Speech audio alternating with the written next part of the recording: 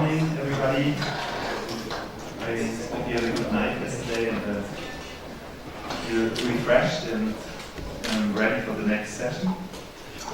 Well, today the first session is on reception and mutual influences, and I'm very happy to welcome Andreas Schätzke for his first talk in the session, which is on Felix Candela in Germany, the reception of his work between 1915 and 1970. Thank you, Matthias. Good morning to everybody.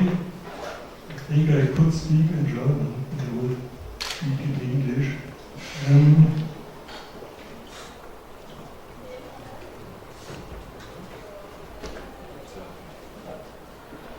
Yes, I would like to start in the early 1950s, the time when Mexico was, from a German point of view, a very distant, a very exotic country in any respect. However, some authors reported on recent Mexican architecture in the professional journals or in the press for the broader public. Among them were Horst Döhnert, an architect, Max Frisch, the Swiss architect and writer, and the German architect Max Chetto, who had immigrated to Mexico in 1939 and who now was a citizen of Mexico and a very well-known architect in his host country. When Felix Candela was first received in Germany, it was in connection with the university city, the construction of the university city. The West German professional press discovered Candela a little earlier than the East German did, for various reasons, as we shall see later. When in November 1954, the West German journal Baukunst und Werkform dedicated an issue to recent architecture in Mexico, mainly domestic architecture by Barragán, Artigas, Soto Madaleno, de la Mora, and others. And in addition, paid attention to the university city. The cover design showed an interesting combination of an ornament from the temple of Xochicalco and the front elevation of González Arenas and Canela's Cosmic Rays Pavilion.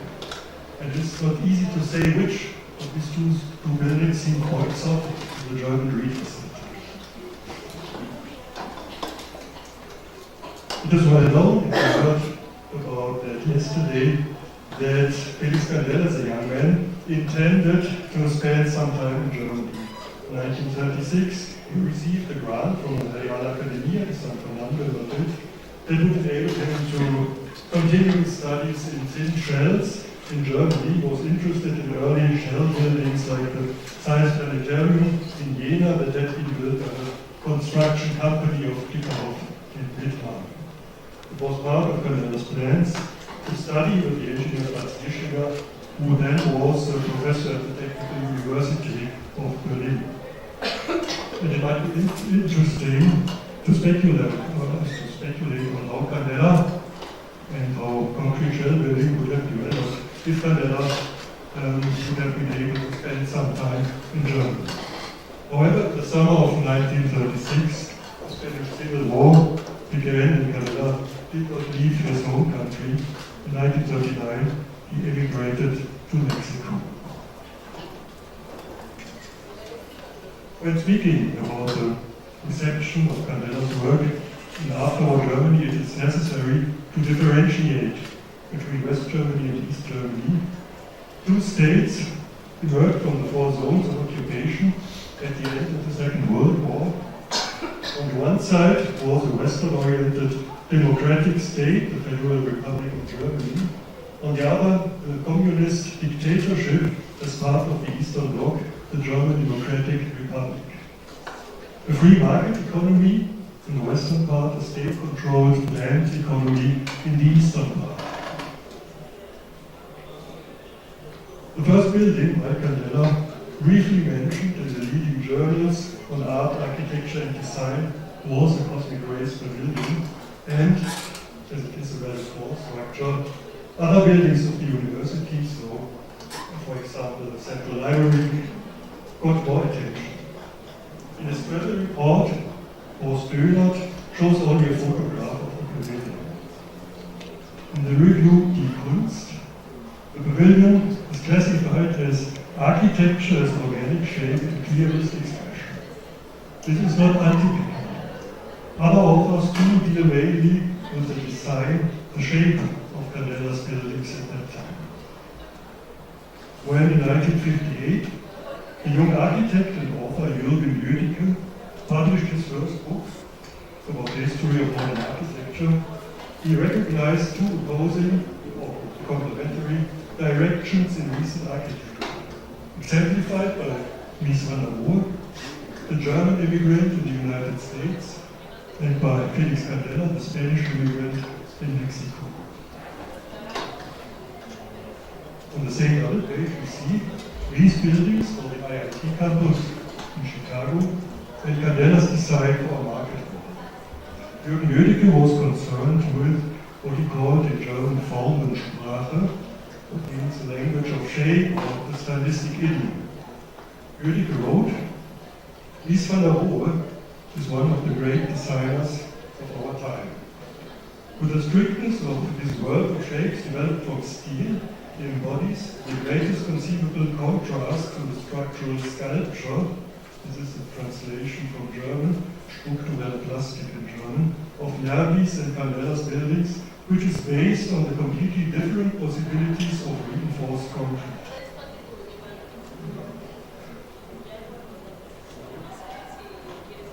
Lüdecke saw such buildings, as Candela's buildings, as a protest against the exclusive determination of shape by the geometry of the right angle. The same year, in his book, on contemporary architecture, in which he calls Candela the most famous Mexican architect, the art historian Hugo Kultermann argues in somewhat similar way. Also in 1958, Kultermann wrote in a German review article about something, the title in French called Une architecture autre, another different architecture. He, Kultermann, tried to show how a movement that in architecture for decades had existed, now, in the late 50s, began to become visible, represented by architects as diverse as Antoni Gaudí, Frank Lloyd Wright, Le Corbusier, Eero Saarinen, Jörn Utzon, Felix Candela, and Fray Otto among others. Since the late 1950s, Candela and his buildings were famous in West Germany as in many other parts of the world, and at the front pages of some of the most important architecture journals of these years show.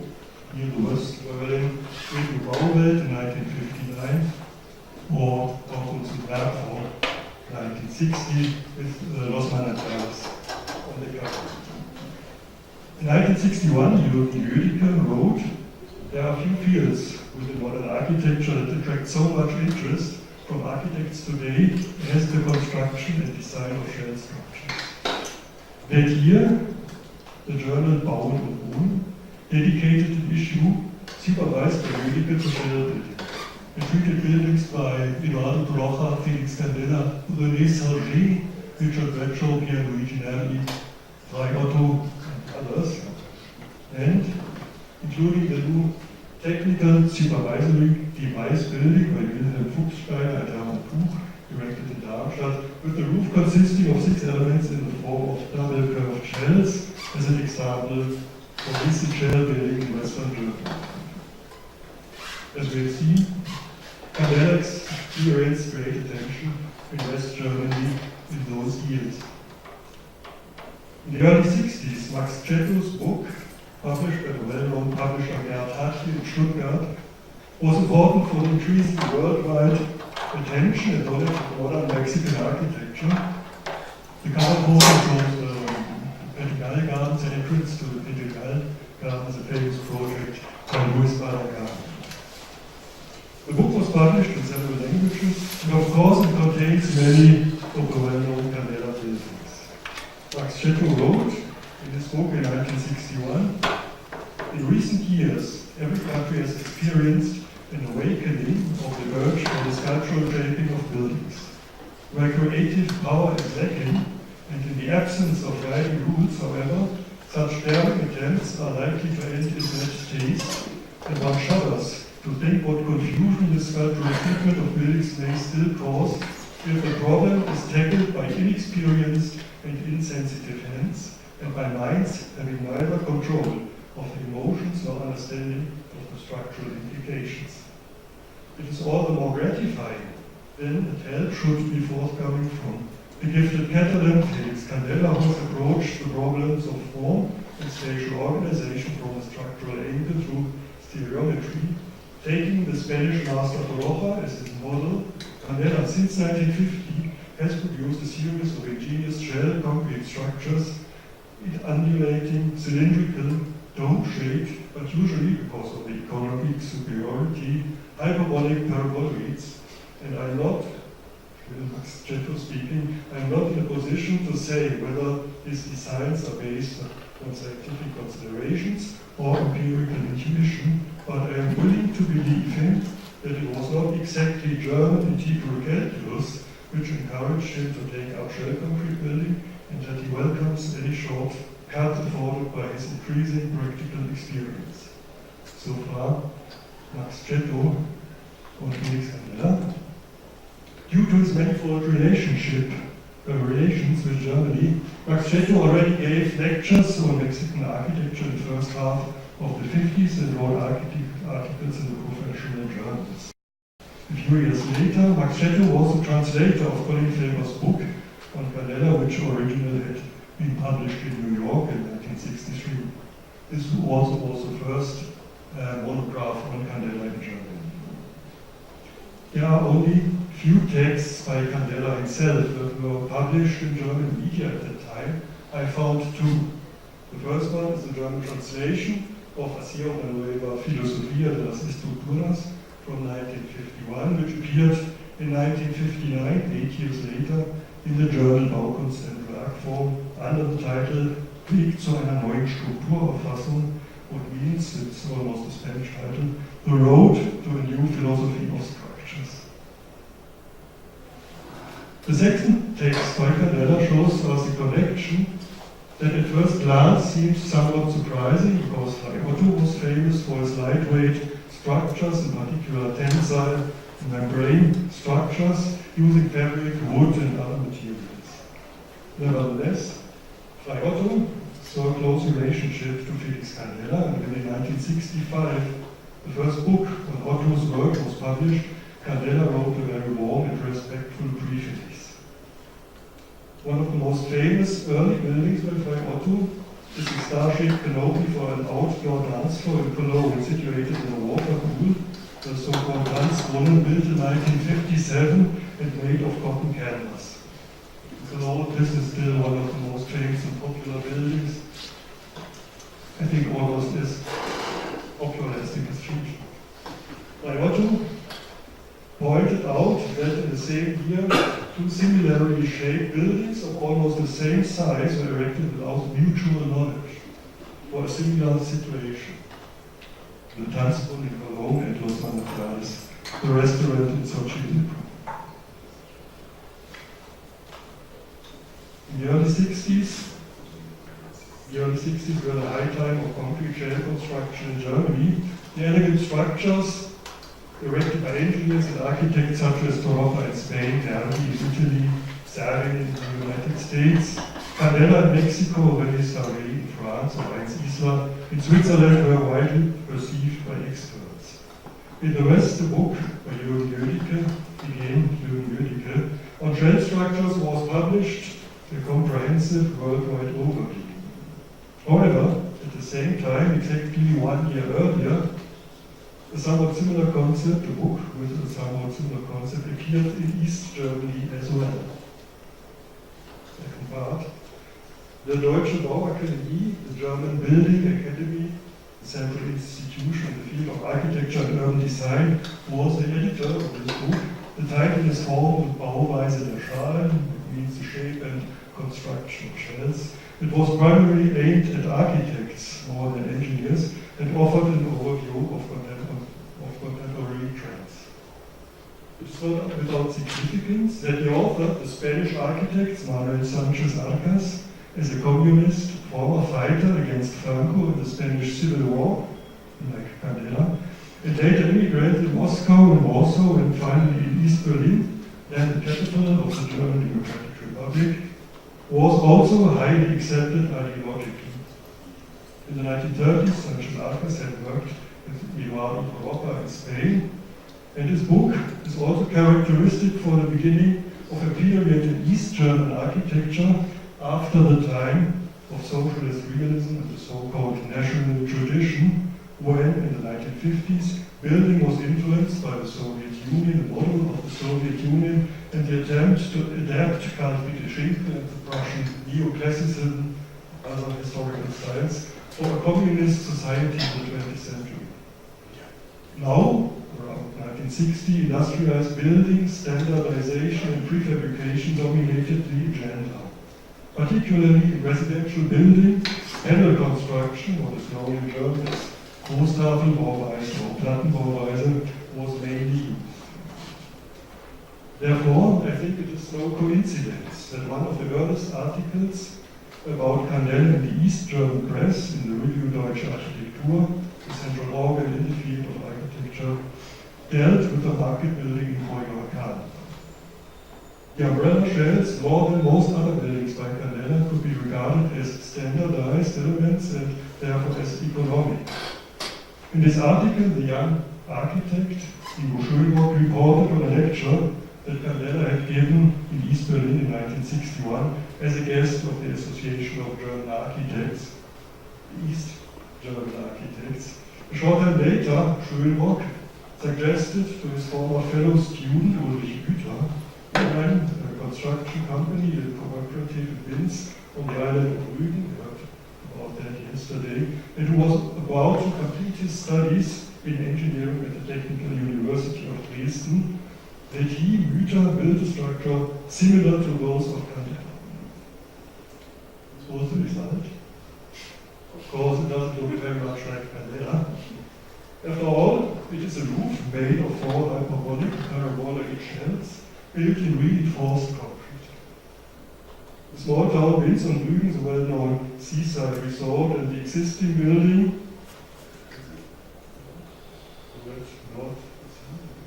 this was the existing building, and this is the addition by Ulrich Müther. The existing building was a holiday home for workers, which now received in construction a roofing of a room and used as a dining room and for other purposes. The calculation and the construction of that building was at the same time a diploma thesis at the Technical University of Dresden. It also was Müther's first important step on the road to concrete shell construction.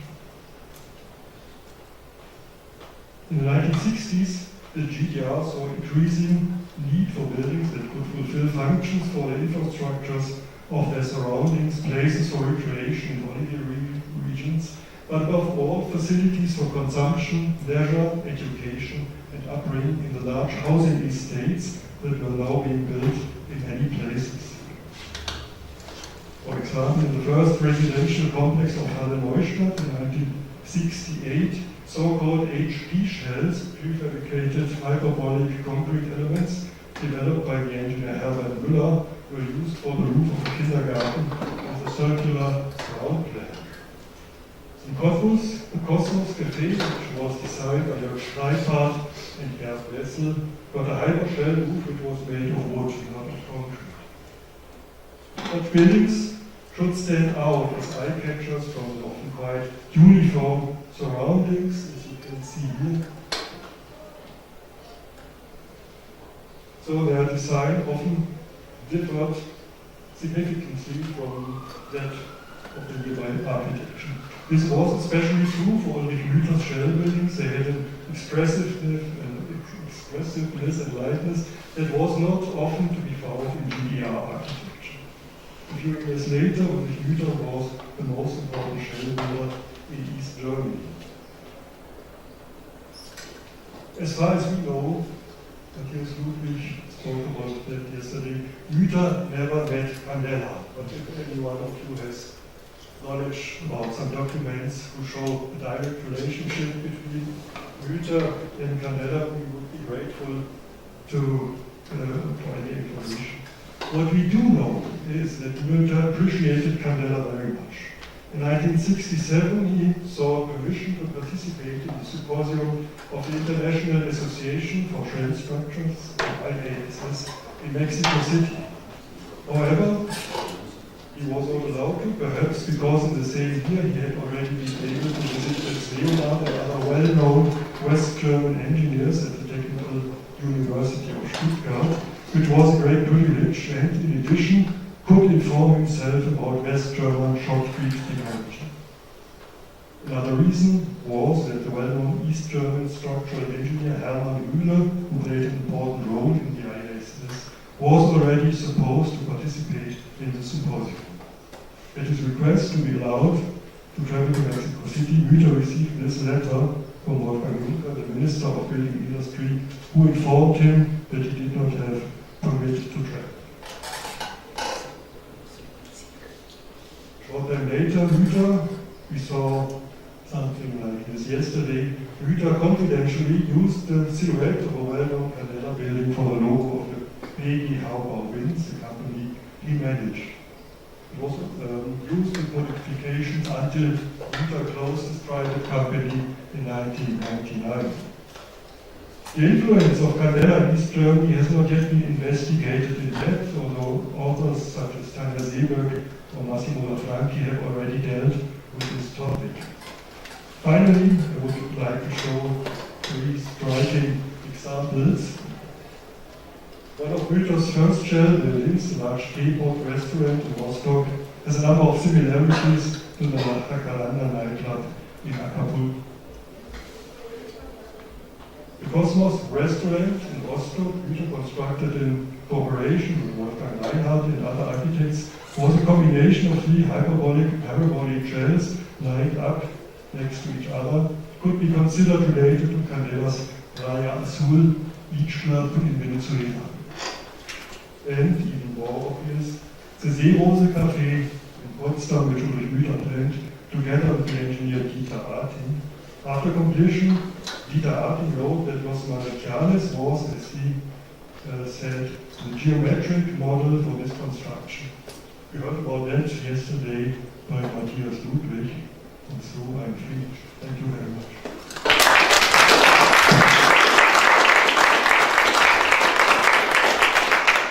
Thank you very much, Andreas, for a wonderful lecture and all of research.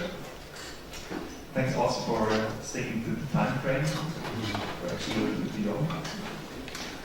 The next speaker is Elisa Drago, speaking on elastic beauty shapes, Enrique de la Mora shells. Hello, good morning everyone. Welcome to Mexico City. I'm going to read because my English is a little bit rusty and it's better for you and for me.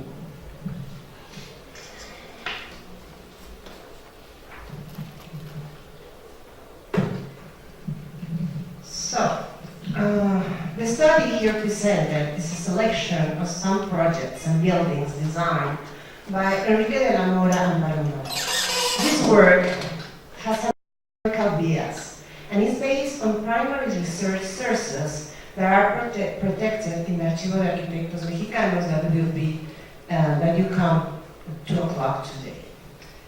In de la Mora's study building, a conclusion can be made. Architectural program, use, destiny, and beauty were ruled by structural proposals. By his own words, he said that modernity in architecture must be the result of concrete, elastic beauty shapes. At this point, it's essential to say that although these projects that I'm going to show were born at the architect de la Mora's office, all designs were sold, although not necessarily built, thanks to the team that he led. De la Mora's creativity might not be as good as it was without the structural geometric conceptualization of Fernando López Carmona, as well, who was able to complement the calculations and build those works, Felix Candela and his company Cubiertas Arte. It's vital recognized Juan Antonio Tonda, Leonardo Seba, and Alberto González also too. This demonstrates one thing, that good architecture works are products of collective capacities. So, the study shape resulting from the structural exploration has been grouped into three main categories. First of all, predominantly pneumatic structures that work in tense traction as self-supporting skeletons.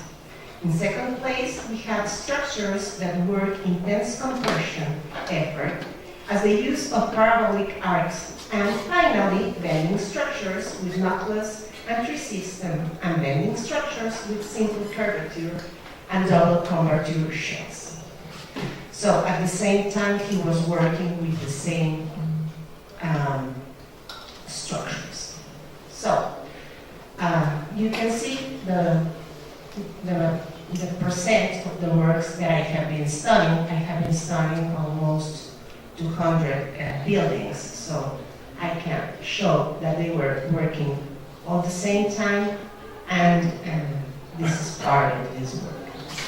So, pneumatic structures were the kind of main self-supporting skeletons explorations. Within the parabolic arcs, Enrique de la Mora had developed two variants.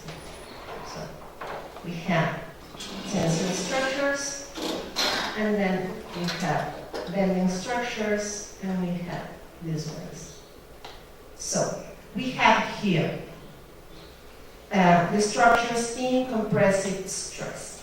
These are like before the sheds. The parabolic arc. In 1939, Enrique de la Mora was assigned with his first work that would become not only iconic, but an example of what a modern Catholic religious temple should be. The Purísima Concepción de María Parish in Monterrey. Its importance lies on the formal exploration shape and the use of the parabolic arcs on Latin cross floor.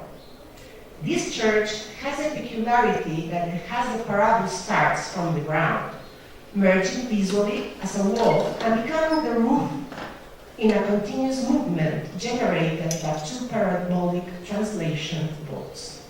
The cruise, instead of being resolved in a classic way with a dome drum, is intersected. As a structurally explorative construction, and because the heavy weight of the reinforced concrete, this is not a shell, the solution was to propose a log lead at half length of the boat. It's important to highlight now and how, from the beginning, the traces of the project as a shell looks like a shell, but it's not. And it's considered that the scientific and the technical elements, and also because Felix Candela wasn't in Mexico yet, technical elements were still being developed for this calculation. The detail of the cantilever of the facades that seems to be thinner than they are is just a trampoline. The result profile is the beginning of the idea of the shells.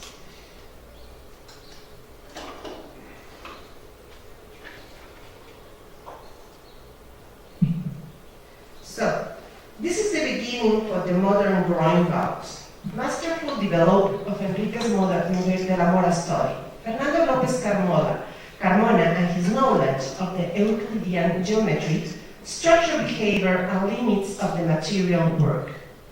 The roof-based parabol of triangulation with a solid slab would be abandoned by Enrique de la Mora practically after finishing the church. The parabolic shape exploration from the rotation from the center as a concentric arc that became a bolt began at the same time as the construction stage of the parish, with the unbuilt library for the Instituto Tecnológico de Estudios Superiores de Monterrey. Later, we see, on my left side, San Luis Gonzaga Temple. This building was modified since the accepted and calculated project along the construction process.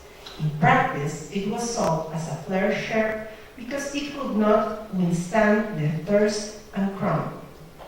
The continuous parabolic became a double curvature and a half-point cap at the intersection of it.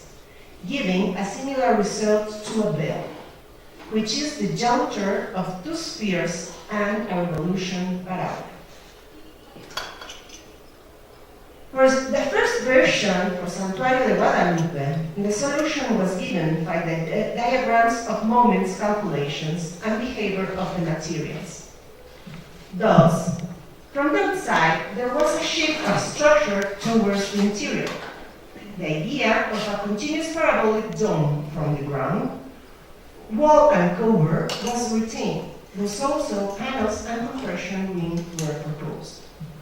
The effort of the parabolic arc is dealt with the effort by bending, unloading on the sides of the intersection of the bolts by edge, allowing with this lightness less section indications but greater height. The unaccepted design of the Church of Divina Providencia shows the design of a double curvature solution. But it's important to emphasize that this resignation of losing the shape and the structural solution with shells was not completely done. Within, the refugio para peregrinos, in order to obtain the parabolic shape, is this less distorted way. It was reinforced literally with 4 lateral buttresses. This structure was solved with a mixed technique, reinforced concrete, structure, and asphalts. To get the shape of the arc that works to tense compression, a traditional material was used, rocks. The proposed form with simple and thin shells would not withstand the behavior and the structural effort. This was the proof of it. Finally, it's worth mentioning a project that shows the transition, and I show it backwards. It's the last one. It's a transition almost like a resignation between the parabol and the turn to regulate the surface to maintain the visual lighting in the mantle. The project not carried out. It's San Lorenzo. It's just an evolution. And it's the last one he tried to use this shape. The bending structures double curve. From the transept of the parish La Purísima, formed by the translation of 2 parabolic arcs of the temple, the next solution departs from the geometry and not from the material. At this point, Fernando López Carmona capacity asset exposure. This will be the beginning of the modern growing vault. Geometrical, it was possible to calculate it and propose slim cover sheets. However, it was still unknown the structural limits of the construction. This was an adventure that was undertaken by the young company opened by Felix Candela. The first document that could be marked as the beginning of the success cooperation between both architects, it's a project that would not complete and it was not totally built. A civic center that was planned in 1950 at the Colonia Cuauhtémoc in Monterrey. This project compromises a menu of buildings with various structural solutions. Let's just pay attention to 4 of them. One with the 4 parabolic arcs of translation and focal floor shell held in 18 points conical vault type, a parabolic shell of single mantle in the center that seems a kiosk in the center of the park, and the one in the corner, a religious temple composed by 2 mantles of hypers shells that originate at the same point in the bottom and open in the top, with a sort of glass ceiling. This building is a direct antecedent of San Jose Obrero, that was built in the same neighborhood 7 years later. It was probably that it was the only building of the project that was managed to set in a new popular neighborhood surrounded by industries and which, at first, was thought as a skeleton of the nearby capital. Then we have the structures growing about. It's necessary to emphasize that the proposals of hypers, paraboloids, and Groen's valves were experiments that were paid to each other.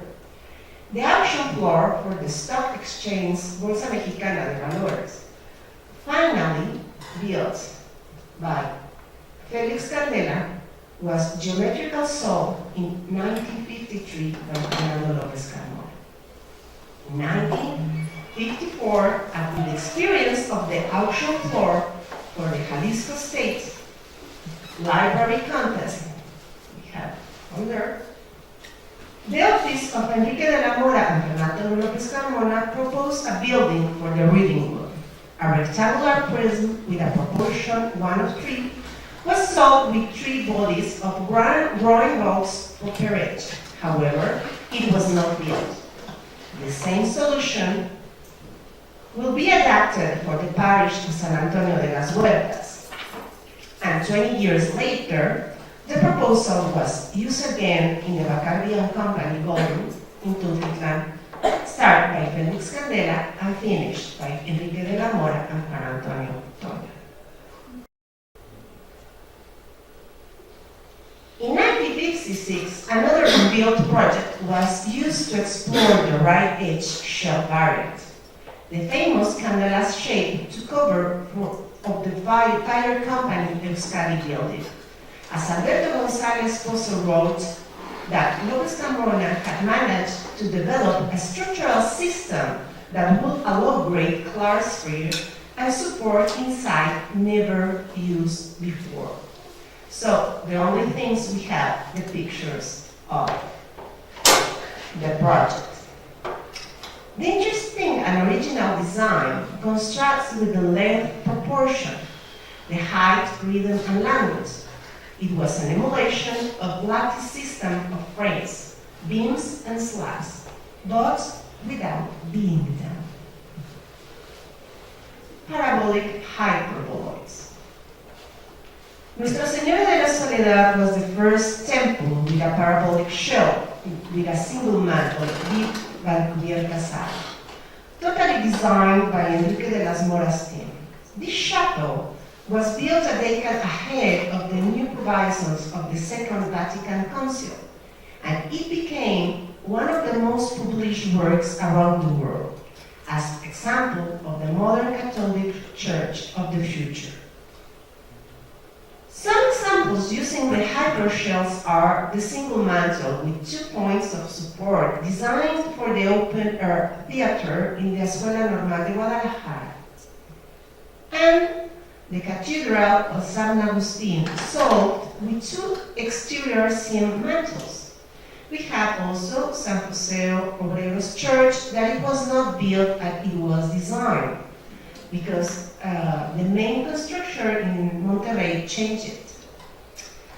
The Capilla de las Hermanas de la Caridad de San Vicente de Paul, sold with 3 hypermantles and designed not as a church, but as an aula magna. Then it changed the project from the main church for the Benedictine, and the second proposal for Nuestra Señora de Guadalupe at Monterrey and Santuario de Guadalupe in Madrid, with 8 mantles. The chapel of Minor Seminary with 8 mantles for a straight angular rolled surface, and the Church of the Divina Providencia with 3 mantles. Oh, sorry. Oops. Okay, I'm just finished. The cycle exploration closed with the Church of Santa Cruz in San Luis Potosí. Enrique de la Mora designed and built as much as 70 shells. That was built with 2 mantles and looks like San Jose Obrero Church. And even it's more closer to the proposal of the first idea of the Civic Center of Monterrey, the one that I showed at the first. It's interesting to notice that the proposal started and ended at the same idea, but 16 years later. Enrique de la Mora left back the shell-shaped exploration, after that finishing Santa Cruz, and move on with other structures of work with new experimental possibilities. And that's another chapter. Thank you very much.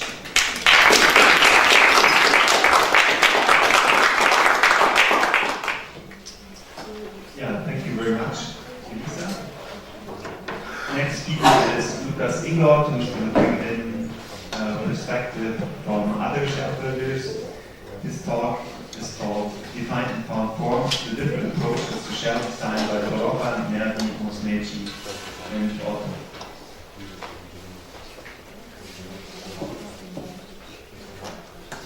Thank you very much. Thank you very much. I have the possibility to share here my insights, my work. As you probably know, I'm currently working on the figure of Sergio Musumeci, that is a shell designer in Italy.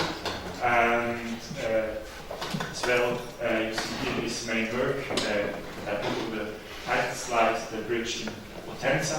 But for my presentation, I would like to zoom out a bit and to show different approaches by different shell designers.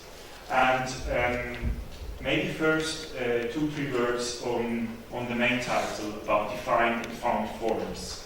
So when we talk about defined forms, there behind is a mathematical model. So you can describe these surfaces through equations or to formula. Instead, the other approach, the found form, is in most cases described through a physical model, or maybe nowadays also through digital modeling in the digital form finding. And obviously, I think this is maybe a rough categorization, but obviously the designers we talk here, the 3 main protagonists, would probably go in these 2 categories like that we have Candela and Müther rather in defined forms, and Isler we will consider as somebody who did form finding through his approach with physical models. But as said before, I would like to zoom out and also trace the approach of different designers shortly before Second World War and after Second World War. And maybe first as a reaction also to the talk of Marichella yesterday, I allowed myself to change slightly my presentation and to put as well Giorgio Baroni in my presentation. So the protagonists I choose and I'm going to talk about is on the one hand the 2 main masters, Pierluigi Nervi and Eduardo Torroja. I think probably the most influential figure in the development of shell design.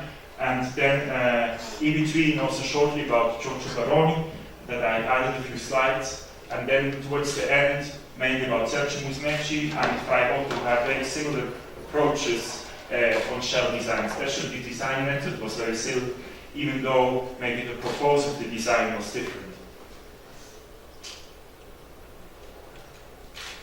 Okay, and as you can see here, there is also a kind of classification by age.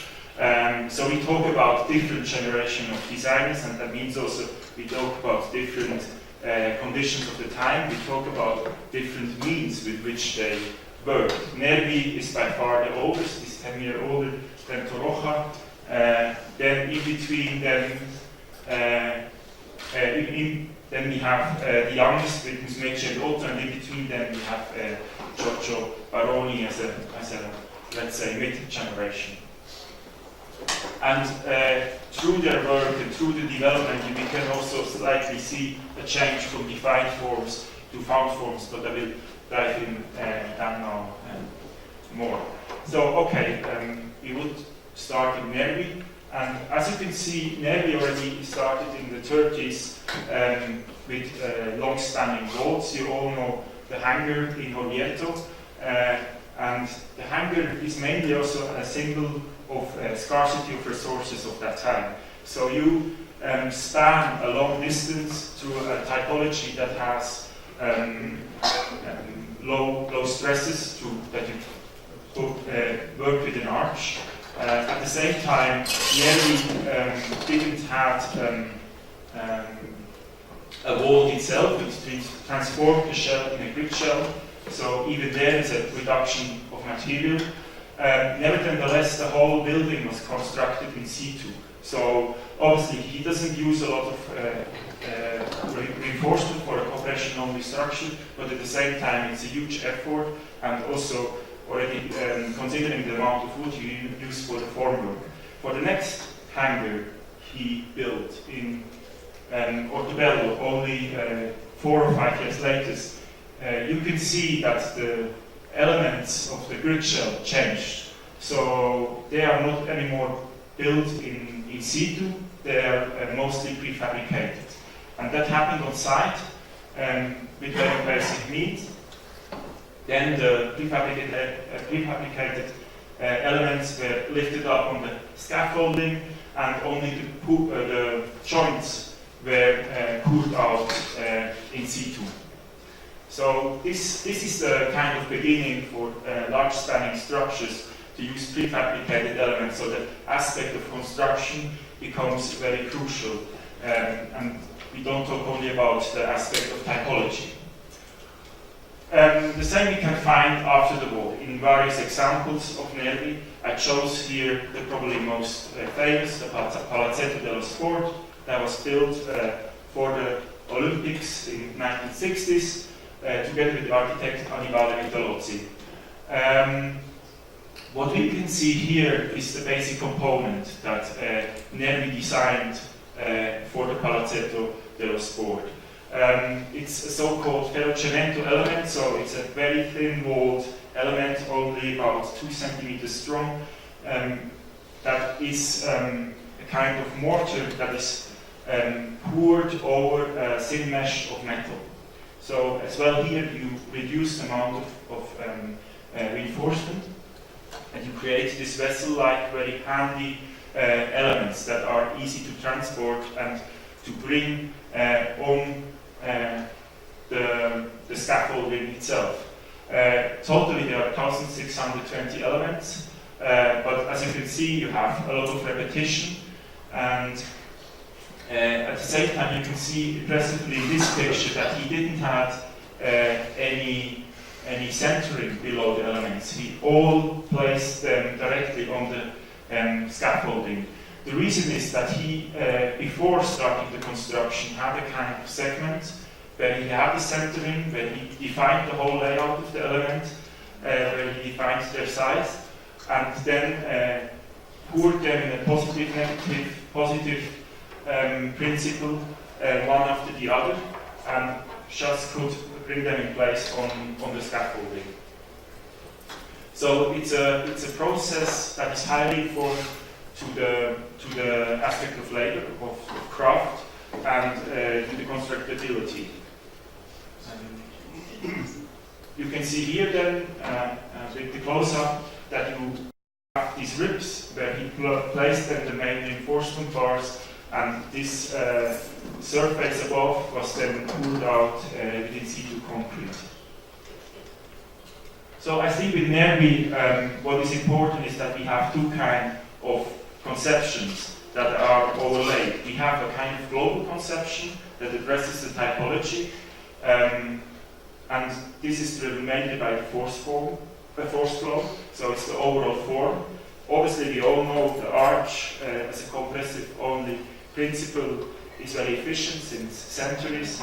The dome is nothing else than the application of the same principle in 3D, so Nervi used these quite traditional typologies and used it for the global form. Instead, the big invention in his case was the local form, the component, and to create a component and a geometric order with a high feasibility for the construction.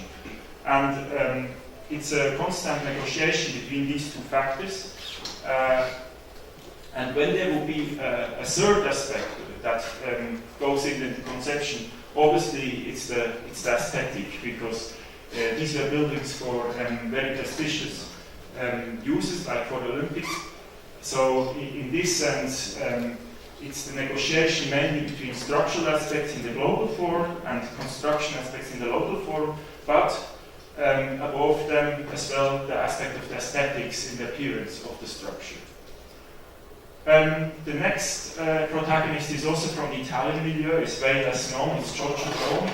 He also deals with a double curved surface, but he was one of the first who used hyperbolic shells for his constructions. And that was already in the 1930s for this deposit in Italy. And you can see the principle is very similar like those we have seen by Candela.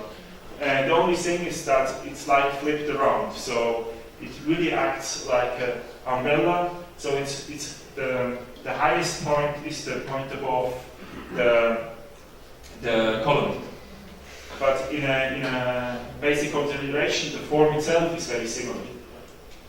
You can see here a view from inside. You can also see the timber boards. The aspect of constructability obviously also plays an important role in this project. The conditions are the same like with Nervi. They have the scarcity of resources, mainly steel. And another example is this building here that was built according to a patent by him in 1950 in Rome. Unfortunately, is destroyed nowadays. And it was built with a patent because actually Baroni left Italy shortly before. He left Italy in 1950, went first to Argentina and then to the US, and stayed in the US for the rest of his career. He worked there with different firms and also got in contact and collaboration with Anton Tedesco.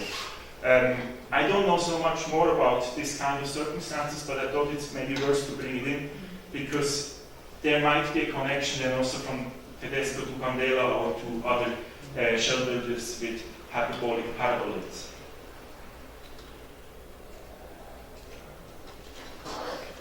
The third figure is Eduardo Torroja. And in Torroja we have mainly what we can see is a new kind of method that becomes crucial through the use of models. Torroja is mostly known for the first large standing project with a shell for his Frontón Recoletos in Madrid, built in the 30s as well, so at the same time like the hangar of Nervi, but at the same time also for the model principles, as we have heard yesterday already in the presentation of Julia, and had an influence on Larty and on other engineers, and then also on Eastern. At the same time, the construction is quite rudimental. It's all poured in situ, it's a high effort, it's labor intensive, this kind of conception. I think what really changed with Torroja is actually a consideration of the typology of the shell, so that he somehow questioned the boundaries what the shell is. Because when you watch this arch here, the two arches where they meet, you cannot see any support. So it's a different kind of static scheme behind the use of the shell. And in this sense, he started to question the basic means of the typology. So the form of the arch does not really represent the force, because what we find here is rather a beam principle that spans longitudinally in this direction than in this direction. And at the same time, he launched to the model's new methods, to the physical models, and started to create this kind of empirical culture that we also find shortly after in different other countries. In an even more extreme way, you can find that here with the hippodrome. That, just as a last slide of Torroja, we have here a cantilever structure in form of a shell, and this is even more extreme, this aspect that the typology got questioned, and the static scheme behind is different than you probably would assume through the curvature of the shell itself. So, coming now to Musumeci, probably we'll talk a bit longer about him, because I have also more material about him. Musumeci started his career as a collaborator of Nervi, and at the same time also of Morandi, the other important figure in post-war Italy engineering. And in his early practice then, when he worked for himself, he mainly started to experiment with structures like that. So, so-called folded plate structures. Folded plate structures are made out of planar surfaces, but obviously the link to hyperbolic structures is very close, because the kind of disposition is very similar. At the same time, what we also can see in this example is that you have already a kind of approximation towards shell behavior, because you can see the way these surfaces are placed start to somehow to define a catenary line in this direction, in that kind of axis. This is, I think, a quite obvious step. From the planar surfaces, he came to single curved surfaces, mainly through the collaboration with the architect Giuseppe Vaccaro. This is a very early project from 1953. Unfortunately, not built, like many projects by Musumeci. And then this gas station that he built together with Vaccaro in Bologna, but that is destroyed nowadays, where they use hyperbolic paraboloids, and you see, but at the same time, a strong link still of this aspect of corrugation that we have in the folded plate structures. But Musumeci itself is mainly known then for what he did afterwards, for going beyond the known use of shell design. And that brought him also to new methods, the methods on form finding. And there, the model becomes a very crucial instrument, but not the model only for verification, the model really for design. One of the very first projects where he uses these principles of form finding is this bridge in Rome, as well unbuilt, where he created the 60 supports of the bridge with a membrane model. So he stretched the membrane, measured it, and used it then for this 6 supports in a kind of a repetitive order. As you can see here, this also brings a completely new expression of a bridge structure that he derived then stepwise in different projects for bridges, but also long-spanning halls, until he had the possibility to build one of these principles with the Ponte sul Vasento in Potenza. But that was already quite late. It was in the designs from the late 60s, and the building process went through the early 70s. It's a bridge in South Italy, in front of the town Potenza. It connects the motorway with the elevated town behind. And the interesting thing of the bridge is it is built actually only out of 2 elements. You have on one hand the deck above for the carriageway, and at the same time you have the whole supporting structure in form of a double curved shell. And this double curved shell, the form is developing continuously, comprising all 4 stands together in one overall shape.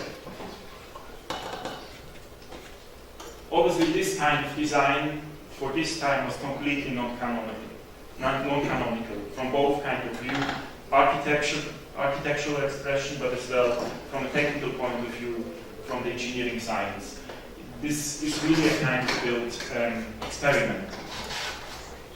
At the same time, when we start to observe the form, we can find a kind of membrane-like expression. The form seems to be almost fluid.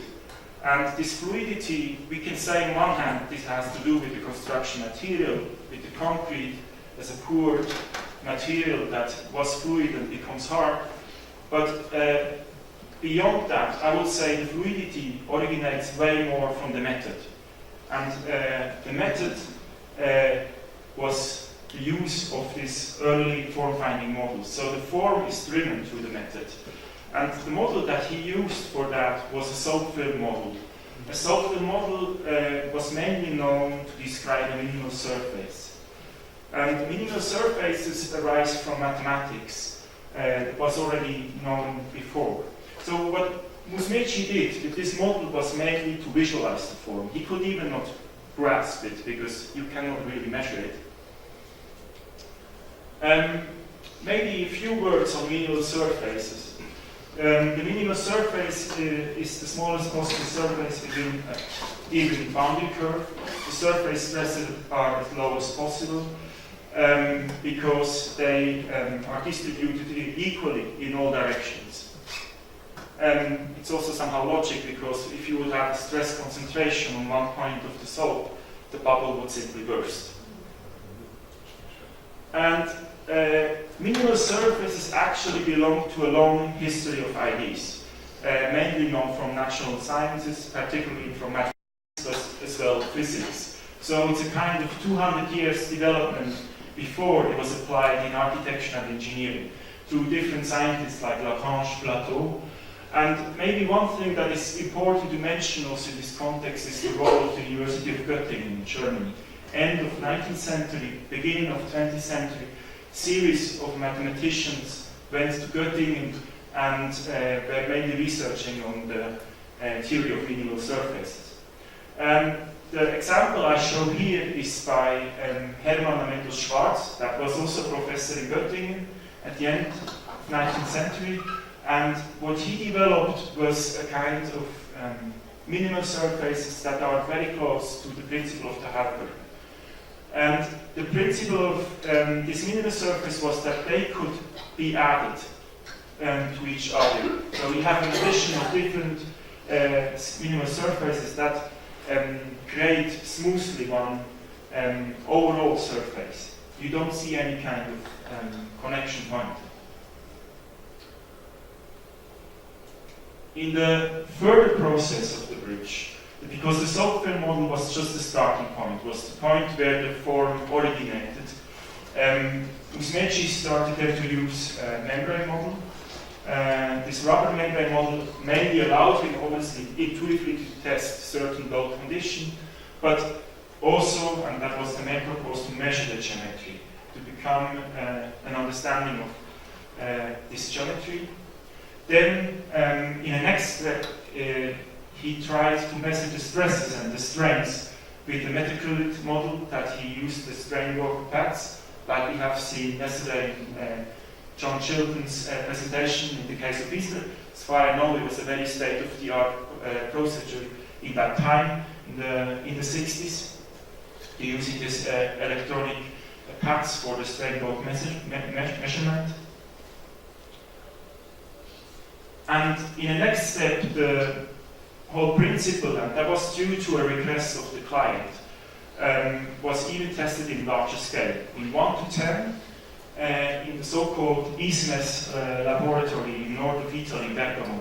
Cimis at that time was the biggest test plant in Italy, mainly founded to Damuso, an important engineer that already started in the Turkish, so at the same time like Toroja with model testing. And then also directed by Nervi. Nervi tested most of his structures there in Cimis as well as Morandi. So in this point we talk about a very much state-of-the-art procedure. So the interesting thing in Musumeci's work is that he used physical models throughout the whole process, from design really to verification. But what we have to keep in mind is not only that he used physical models, that behind this stage of the development, we have always mathematical models. And these allow to derive the geometrical representation. So it's a kind of iterative approach in between mathematical descriptions and physical modeling. The whole design process, in a way, is very idealistic in finding the form. But at the same time, this idealism is not so coherent when it comes to construction, because the bridge itself is built very basic means. It's an in situ construction. It lasted over 4 years. So it's also renders clear a kind of notion at the time of these form-finding protagonists that the idealism went more towards the idea than to the application of the idea in a real scale. And you can see that the finished project with the thickening of the edge, something that came out of the different verification process, that you somehow lose the original quality of this very slender and thin surface of the early software model. Nevertheless, it's an interesting approach, and as a last project of Musmeci, I would like to show you this market hole, because it shows how the potential would have been to apply such principles in an architectural environment. This is an unbuilt project for a market in Rome, as well in a large scale, spanning around 60 meters, so same span like the bridge. And in this plan here, I would like to ask you to keep in mind maybe the edge curve of the opening that you can see as well here. It's a so-called callus-shaped pillar that Musmeci designed in the 1960s for this project. And with this kind of last project, I would come to Frei Otto, that followed, as you probably all know, a very similar design approach, because Otto started as well in the late 50s, early 60s to operate with software models, and they were then applied for the German pavilion for the Montreal exhibition in 1967. And you can find here the exact same motif as Musmeci used for the callus-shaped pillar, but in this case it's a drop. You can recognize the drop here as well, the finished building, hanging down from the pillar. You can see here in the early stage design model with this kind of textile membrane, and obviously as well with these beautiful pictures from the construction process. And obviously the similarity is not only about the design process, it's also about the whole measuring process. Also this project was measured geometrically, but also from the view of the structural behavior, all on behalf of models. And Otto flipped then this drop around, so that also he had the callus-shaped pillar later for the Stuttgart 21 project that is currently still under construction. You can find here an image of this modeling process, and then the more representative image that shows the internal space of the station. So, as a comparison, Musmeci designed this callus-shaped pillar for the project of the Mercati Generale in Rome in 1960. Otto himself says that he started with this kind of motif in 1964 and applied it then to the Expo Pavilion in Montreal. Obviously, it's the very same motif. The only thing is flipped over, and through the flip also the stresses change from compression to tension. In this sense, it's also something that is not anymore addressed clearly to a typology in the sense of concrete shells. You can use it for cable net structure, you can use it for the membrane structure. It's more a basic thinking in forces and how these forces are translated in a new kind of typology. Maybe to come to an end of this comparison of Musmeci and Otto, and maybe also come back on the issue of knowledge transfer. It's interesting to look on their references, on what they referenced in their early publications. In case of Musmeci, he was referring on a German publication, on David Hilbert, also professor in Göttingen. So it's a book on mathematical theories on minimal surfaces. Instead, Otto's reference was more empirical. He referred on the book of Charles Denham Boyce, a physicist in Great Britain, that published his lectures in this book, and they were very empirical, very descriptive about the method itself. not really about forces or about the geometric description. And I think you can find out of that kind of reference also tendency of their work. Otto was rather empirical. He had thousands of models. Musumeci had only few models, and for him was rather visualization of theory. So the approach of Musumeci is rather theoretical, Otto's is rather empirical. Another important source might have been the book by Darcy Thompson, because Darcy Thompson describes minimal surfaces in his book. He describes in the chapter the form of cells, different approaches to derive this minimal surface. Obviously also talks about soft models.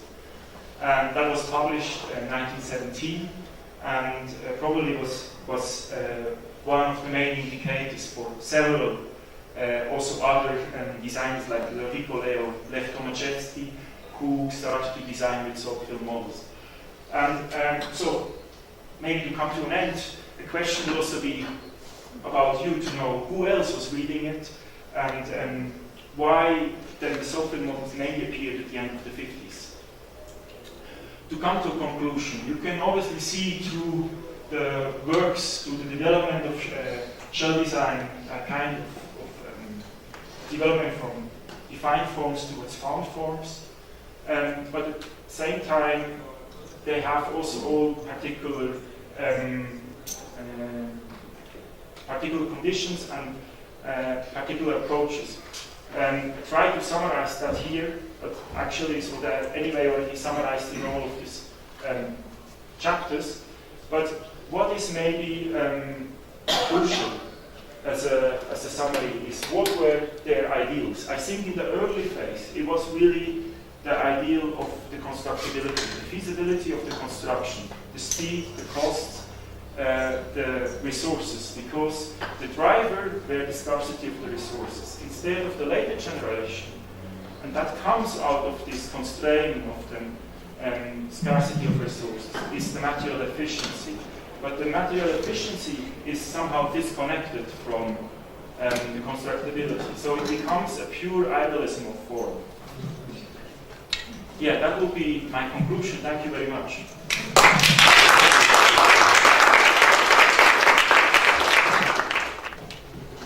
Well, thank you very much, Lucas, for widening our horizon and bringing on us so many different perspectives of other shell builders. Really inspiring talk. And now we have the first round table of today, so I would like to invite all the speakers of this morning to join on the table. Well, thank you very much for your presentations. They were very interesting, important. When I heard the first presentation, I thought at the end I will ask him if there is a book or an article that puts together all the information you gave us this morning. Then came Elisa, and I thought the same, and afterwards Lucas, and once again I thought, oh, I would like to have such information.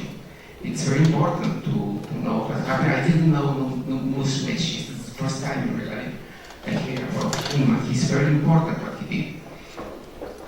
Well, more than a question, I think it's a recommendation for the group from the three universities that it's very important to have the document with all the information together. I don't know what are your plans for the future, but I think the information, this information we should know to give also to our students, and that it's very important to do that. Who wants to say something about that? Well, as far as I know, there is going to be a joint publication after the pre-symposium to be published early 2020 under the guidance of Matthias. Do you want to say something about it? You mentioned everything already, so it's quite sure that we are doing a publication on that, but the content it's not really sure, because we are going to have 3 of the symposiums, and then at the end we will see how many papers we will receive, and then maybe not enough or maybe too many, and then we do the editing on the book, and but there will be, of course, the most interesting information included, and then we will send you a copy. Okay, thank you. Don't forget. Probably if you have enough money, then maybe it's also in Spain. I'm not sure, in Spanish. In Spanish. But Spanish maybe. Okay. Well, good morning. Thank you very much. I was really impressed by all the material and all your insights that you show on your work. Andreas, yes, I agree with Gerardo. We need more publications about Max Cheto. As a student in architecture here at the university, it was very difficult to find any publications about his work in Spanish. But then living abroad, I've been trying to find any documentation about him, and there is only one book that I found it at the RIBA library, but apart from that there's nothing else. And I've been trying to buy this book for a long, long time, and I haven't been able to buy it. So yes, I think it's super important to look into that. Elisa, thank you very much for your presentation. I was not aware that the monastery in Lago de Guadalupe that Enrique de la Mora was involved in a competition brief, because I studied in that school. So I know very well Fray Gabriel Chavez de la Mora, and I have interviewed him quite a few times, and he has never mentioned that to me. So again, this is super important. I mean, I don't know the reasons why he has never said why there was a competition, because he was actually the architect in charge of building and designing that monastery. So this is very important, I think. And Lucas, thank you so much, because I knew nothing about Baroni. I knew very little about Musmeci, and as we mentioned yesterday, the lab where he was testing his models, from the literature review that I've read, it almost looks or feels like it was owned by Nervi. So I think both of them have lived in the shadow of the very strong personality of Pierluigi Nervi. Thank you.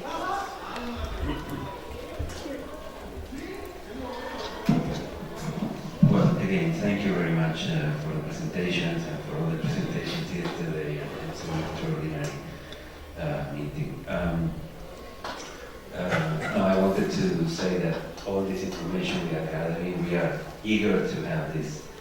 I don't know if we could have the presentations as we wait for the book, but if it's too much, I would understand. But it's very important that we share this knowledge.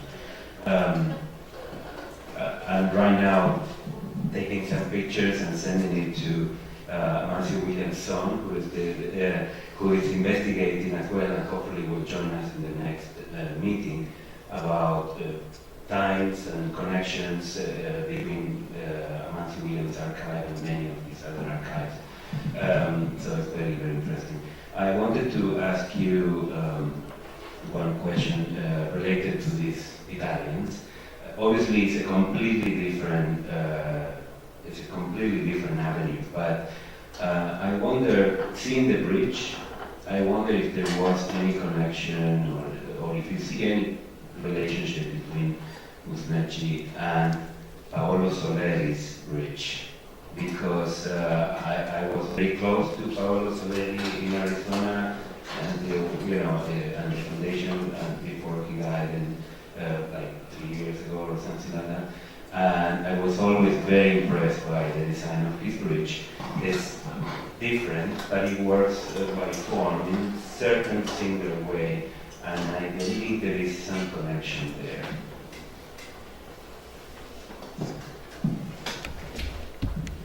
Yeah, that's a very interesting question. I mean, maybe also from a formal point of view is an inspiration. And what we have to take to account are maybe 2 or 3 figures who are very important in the transatlantic discourse. One of them was Zevi. Zevi was a Jew. He was during the war in the US. He was in the Talisman with Frank Lloyd Wright, and he brought back the school of Frank Lloyd Wright to Italy, the whole so-called architettura organica, organic architecture. And that is one thing that addresses that, and even Musmeci himself refers to architettura organica when he talks about his project as a kind of stylistic milieu. Yeah. Another important figure, and I didn't show them now here, was Myron Goldsmith.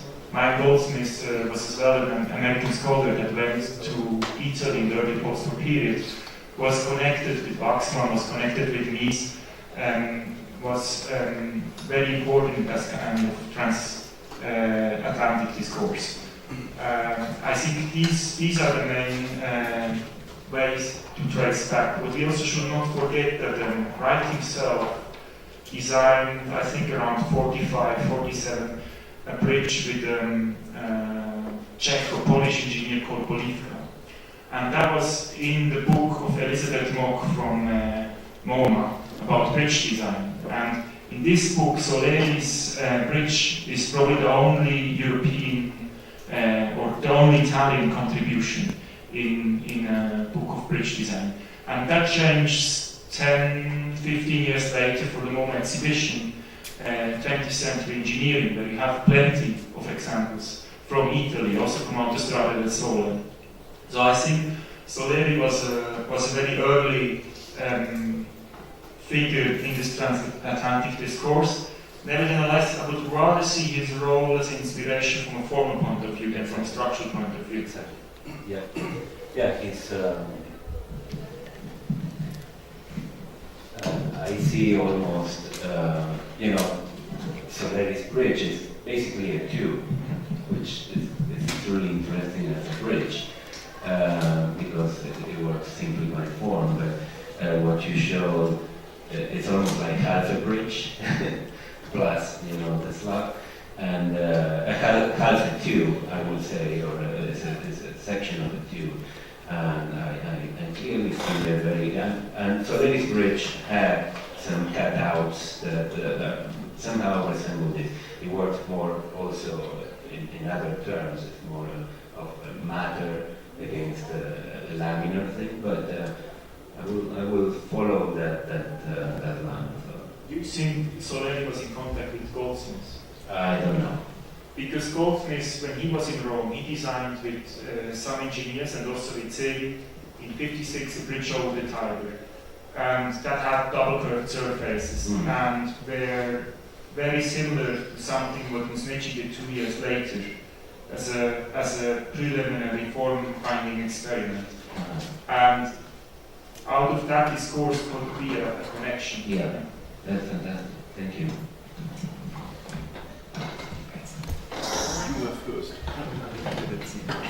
Yeah, I'd too like to thank all of the speakers. I found all of these really inspiring. But I'd just like to make one comment to this a link to the mention of Triotto and stood about 21 because Heinz Isler was consulted about those shells. So that's a link interesting. to this. So the family comes together. in the end, I believe he was consulted and his view influenced the acceptance of the project in the end.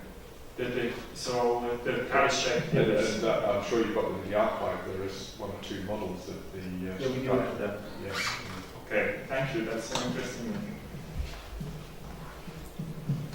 Just not a question, but a comment to Andreas.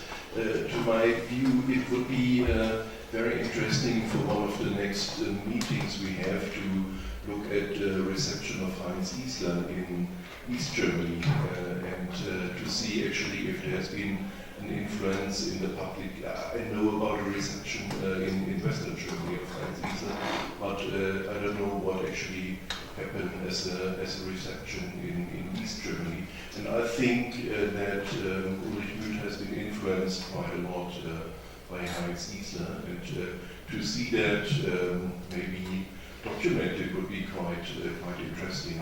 So just as a comment to continue with the research for for the next months. I know it's work, but maybe it's worth to Next task. Thank you. We will close. Okay. This is now a question and a comment, also to Andreas, which goes on the, again, on the question of influences. You mentioned the book of Marx chapter, like Neue Architektur, Moderne Architektur in Mexico, Modern Architecture in Mexico. Two little questions on that. The first one, was it available in the GDR and was it read by Müther? Do you know that? And the second question, if yes, you quoted a passage on the cultural influence on the form of architecture, formal influences on architecture bound together with the culture. Did Müther touch on that point? Because there's quite a difference between the Mexican and the German and East German culture. So was that a point in his discussion? Both is difficult to answer. The first question, it was very difficult in the GDR to get books from West Germany. And maybe specialists like Ulrich Müther had the opportunity to get one of those books. We have the library of Ulrich Müther in the Müther archive. There is no book about Candela, and we don't have Max Schetter's book. So I think he didn't know this book. And I also think he didn't think about different cultures. That was your second question. The Mexican culture in Candela, and the East German culture concerning building. I think he was thinking as an engineer on construction and such questions, not on the context, social, historical context. I think he was not very much interested in such things. But I can't be sure. Thank you. I want just to give my comment on this question too, about Müther and the knowledge of the other countries and the buildings there. I know that Müther is always mentioned as a form finder, as an inventor of the form, but that is not true. Müther had his architects that he collaborated with, and I learned from your presentation that it was similar with Candela and Della Mora, that the architect designed and invented the form because of the knowledge of the books, of the international books. The engineers were not interested in, or not interested, but they were a builder and they were mathematics interested. And I know that from Müther because he told me that he had some knowledge about Candela's buildings. He really knew them, but he was not the inventor of the form in the most cases. So it's the merit of the architects to make this together. Müther designed the form so that it could be built. He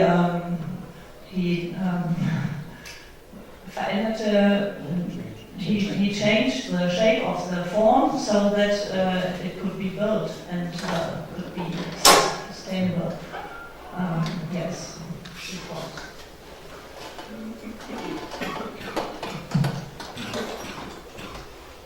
Well, it's probably the merit of both architect and engineer to make it a collaboration and not just the architect. I know.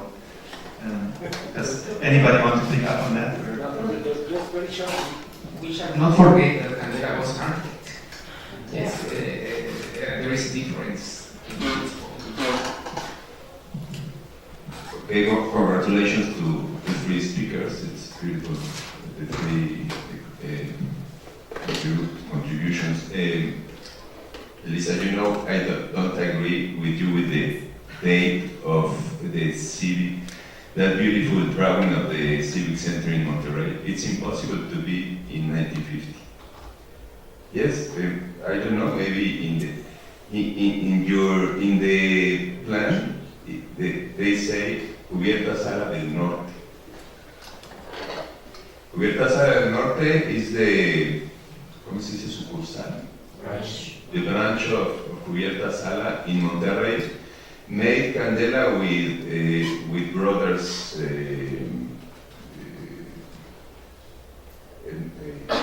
Garcia Narro, with the Garcia Narro brothers, one architect and one engineer, and that collaboration began in maybe 1956 or 57 to make this. Then the first collaboration between Candela and Enrique de la Mora was in the stock change building, 1953. The first time that Candela made a hyperbolic parabolic, not parabolic, I think it's hyperbolic parabolic, was in 1951 with the cosmic ray pavilions.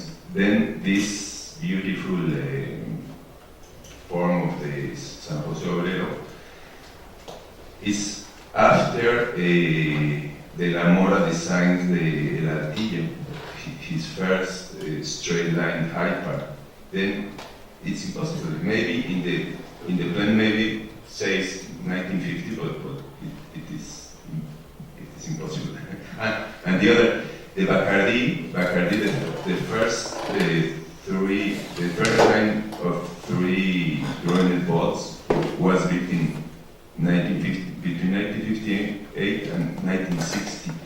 And you show the other one, the second part was in 1970 with Juan Antonio Tonda, but Tonda working for Antonio Candela in Cubierta Sala.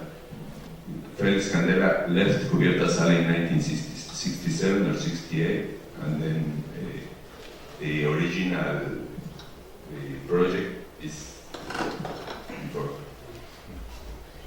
Okay, I think this is a question because we had this discussion sometimes. So I love it because it's the way to find it's the way to find the answers. So as you know, I have the papers downstairs, so I can see them, and it's date, and I have like an historian to believe the dates that were written from the beginning. But this, yes, you are right, Cubierta Sala del Norte, and that's why I showed these black planes. It's where these shapes they became. But the project that we have just in plans, not the elevations, is dated 1950. So I think it's a project that was working between, I don't know, 5-6 years, okay? Because it was asked to make it, and it was we handmade and the same plan, so it's not something that a student can make and it can happen. It's the plan made, it says 1950. And it's the same idea to make this kind of civic area and the places that I've made them. But there's no plans of, the facades. So, yes, you are right in this, but the idea came from the 1950, and all the project came together.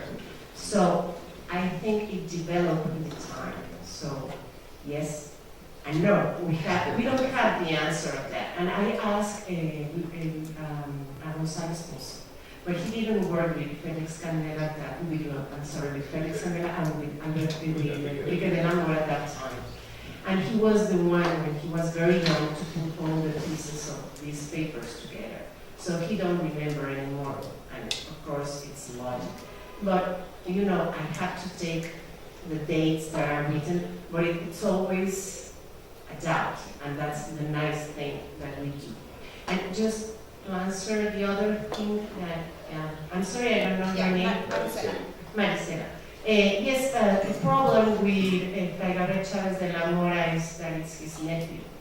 and he doesn't want to be taken as you are. You learn to build churches because your uncle was Enrique de la Mora. So he will always say that. I know Fry very well, and he doesn't like that part.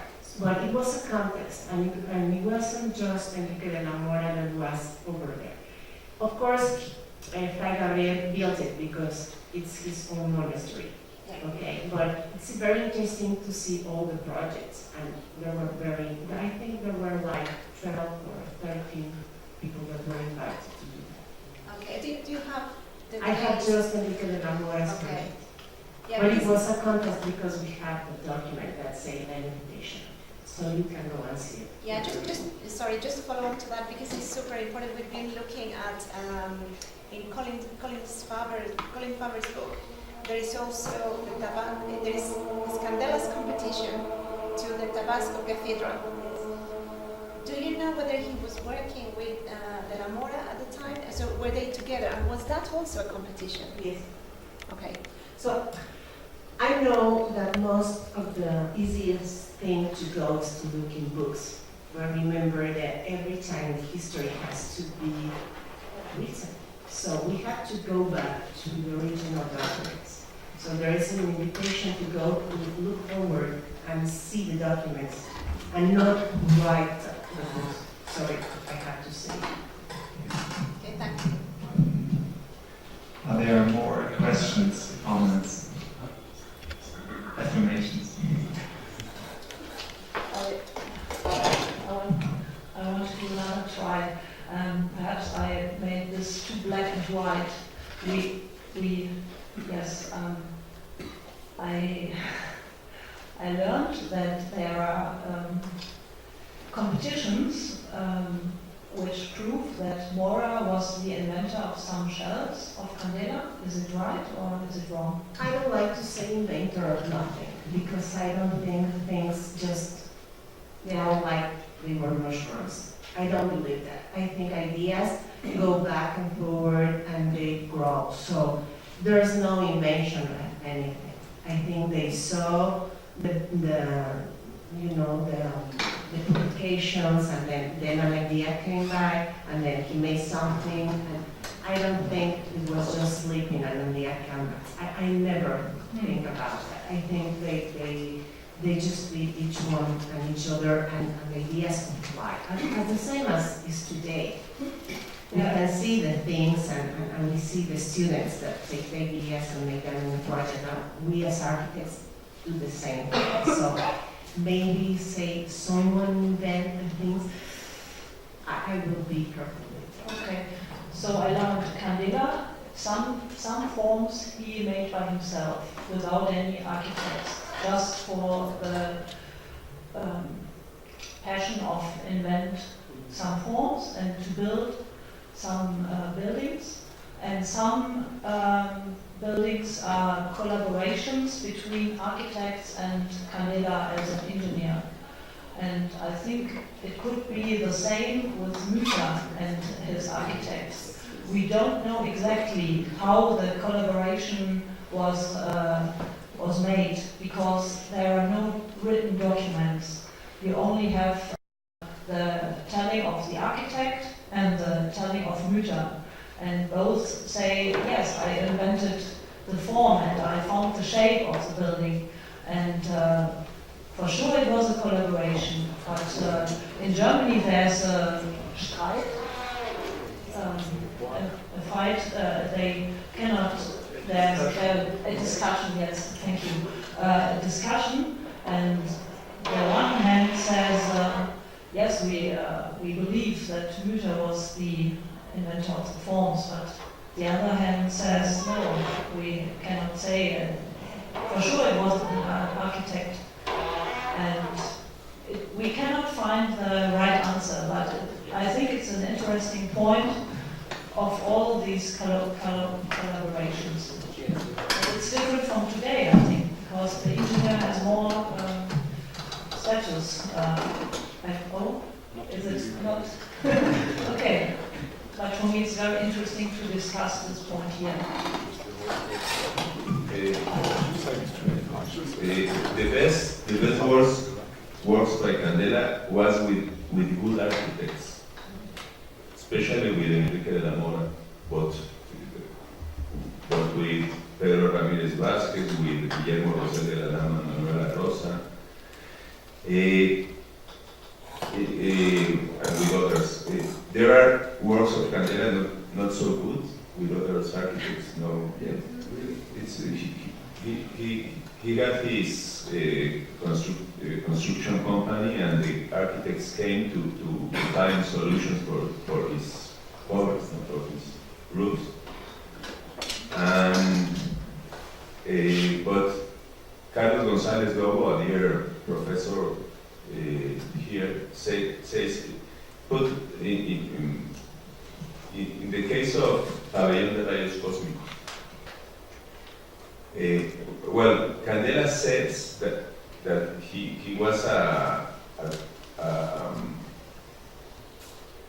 not an engineer, either an architect. He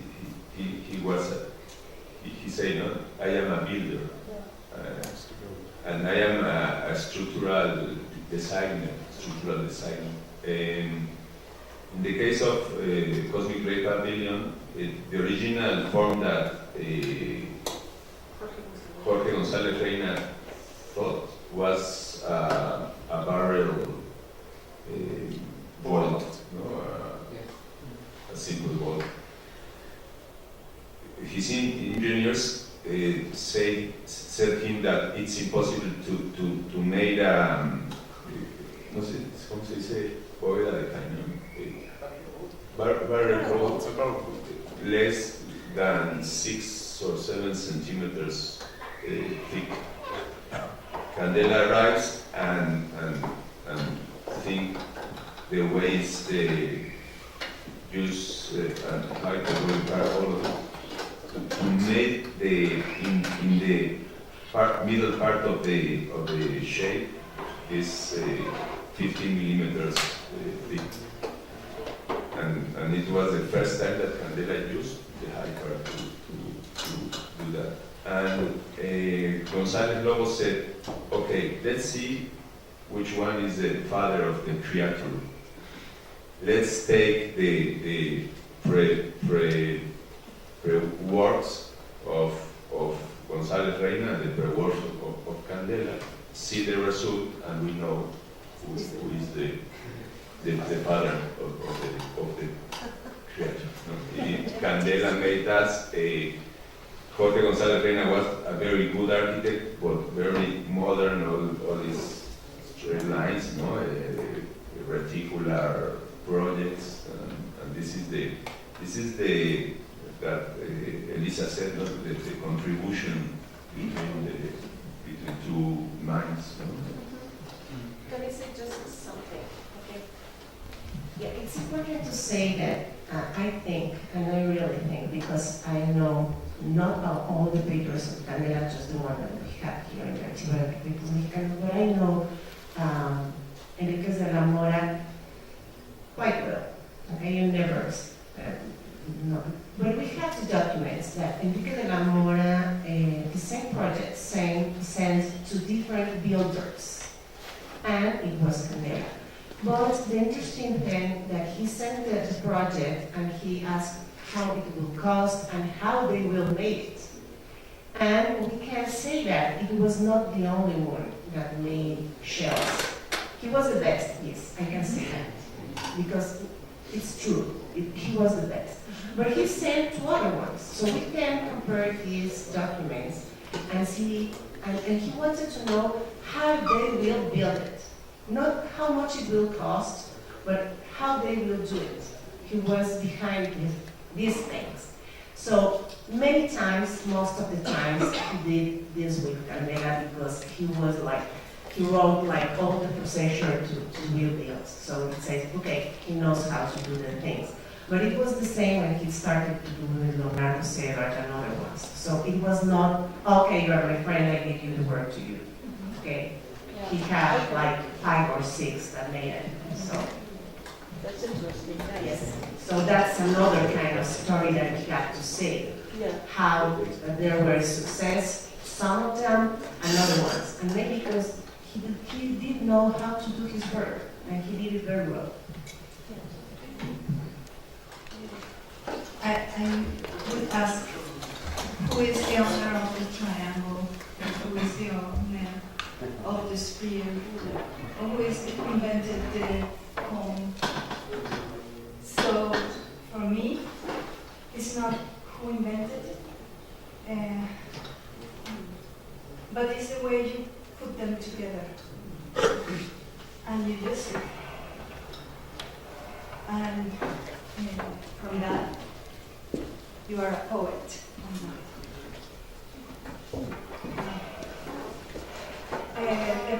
Nobody owns the words. Some people use it one way, others. But few are poets. And I think we are speaking here about poetry. And whoever do it, great. Thank you. Perhaps we should just leave that as our concluding remarks of this morning session. And now we have a 30-minute break till noon, right? At 1 o'clock we... No, at noon. So, okay, enjoy your coffee break. Thank you. Let us start with the second half of the morning session. First speaker now is José Luis Rincon, talking about Divino Niño Jesus Church, Geometry and Construction.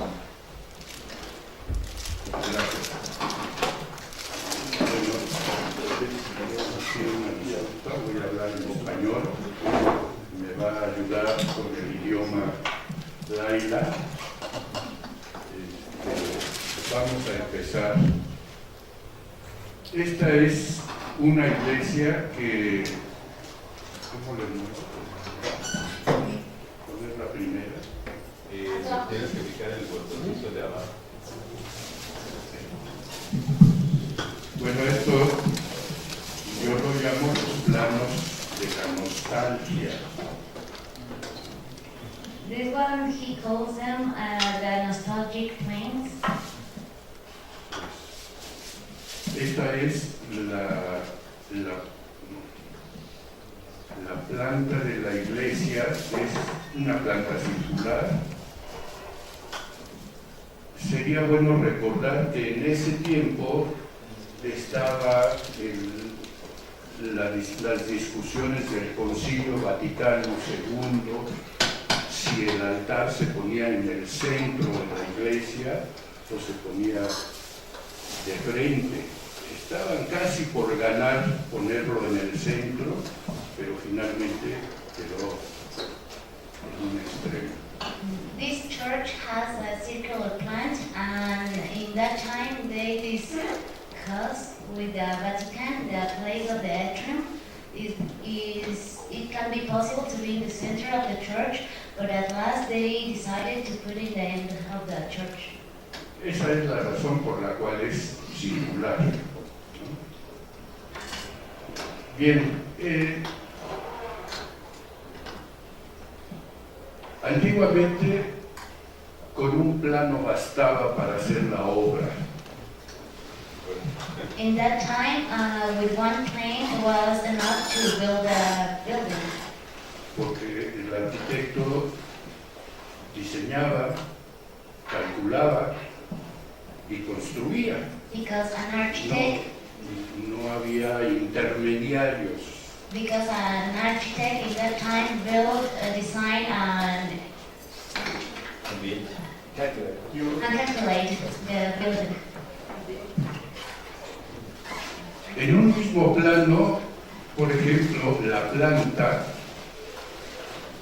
la mitad de la planta está representando la cubierta, una sección la cimentación y otra sección las columnas. ¿Para qué repetir 16 veces cada cosa? In the same plant has the foundation structure, the column structure, and the concrete shell structure. Esto que vemos aquí, que es el alzado, pues es donde está la mano del arquitecto Juan Antonio Tonda, que era, bueno, la oficina del arquitecto Tonda era, él era el CEO y yo era el resto de la población, de los trabajadores, éramos dos personas. And the elevation plan is right away the hand of the architect Tonda, because in their studio there was Tonda and Ricardo. Y la proporción de la forma, pues tuvo que irse modificando hasta decidir por esta proporción que vemos aquí. Aquí vemos la inclinación de las columnas, que como veremos más adelante, tienen la inclinación de la resultante de las cargas que manda la cubierta hacia el terreno. The proportion of the church was modifying along the progress and the process of the design, and the form of the column has the direction of the forces that came from the shell. Como la fuerza que transmite la cubierta es inclinada, al llegar a este punto se descompone en una carga vertical y en una horizontal. Y vemos aquí un tirante alrededor de la iglesia, alrededor de la planta. The column was not straight because the forces was in that direction, and in the plan you can see the tie structure or the foundation part that join the foundation. Tensor. The tensor. Este es el detalle del desplante de la columna. Y aquí está la unión con el tirante perimetral. This detail is about the structural detail of the column and how it joined to the tensor.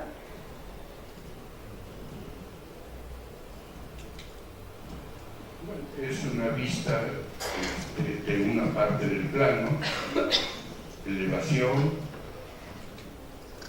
la planta, veíamos el detalle del armado de la columna. This is the detail of the column structure. No había grandes especificaciones. There's no Nada much lo que se specifications in necesitaba the para planes. construir.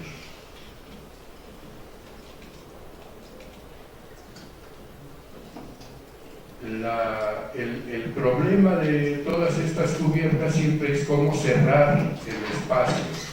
The problem always in this structure was how to close the space, the project, how to close it.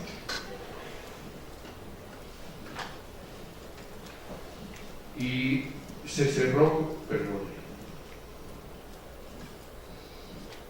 se cerró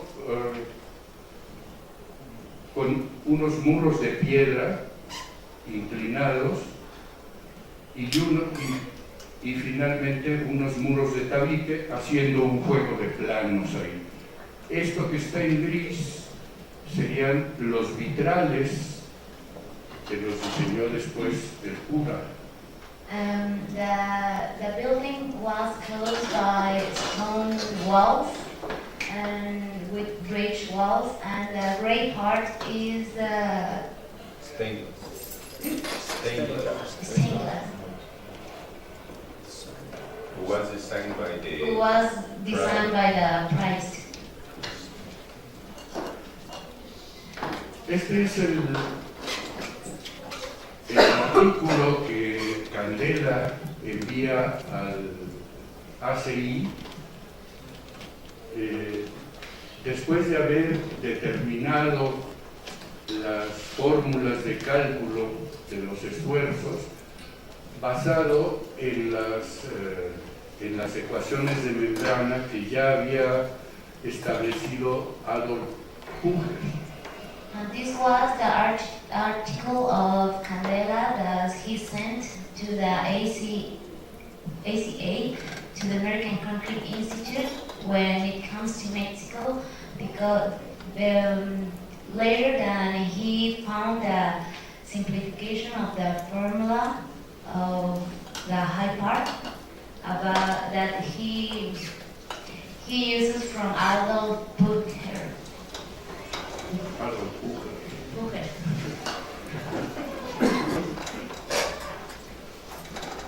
Y basado en esto es que nos interesa ver la geometría de en este caso de la iglesia de Santa. Based in this article, we going to see the geometry about that was used in this church. En estas figuras tenemos los dos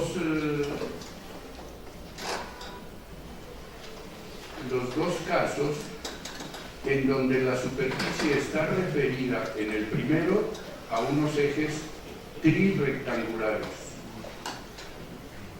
In this picture, we have in the left side the reference axis of the high part. En este caso, la ecuación de la superficie es esta que vemos aquí. In the first case, the equation of the high part was right there, that one. Este término es la ecuación de una parábola y este otro es la ecuación de la parábola en el sentido contrario. That equation means the first term, the parabolic that going in one sense, and the other one is the other parabolic that is going in the other sense. Con esta ecuación era prácticamente imposible trabajar con las ecuaciones diferenciales de Huger para obtener los esfuerzos. With that equation was really difficult to work with and to resolve the design with the Huger. Con estos ejes son dos generatrices de la superficie reglada, que forman un ángulo entre sí y que son perpendiculares a la dirección del eje Z del paraboloide. Y respecto a estos ejes, la ecuación se convierte en una ecuación muy sencilla. K por X por Y. With the principal axis, we have another way to reference the axis, and we have a simplification of the equation. In the top, we have how would it be the equation at the final with another axis. Entonces el problema siempre que tenemos una superficie de paraboloide hiperbólico es determinar los ejes principales. So the problem in the calculation of a high part always is, the difficult thing is to define the principal axis.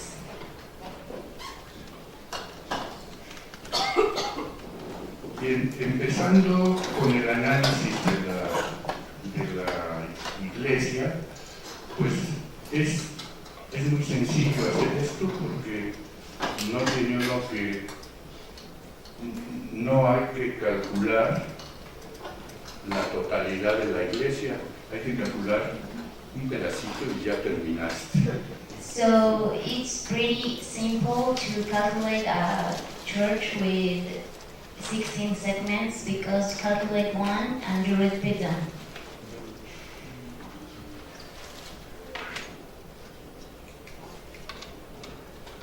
Aquí está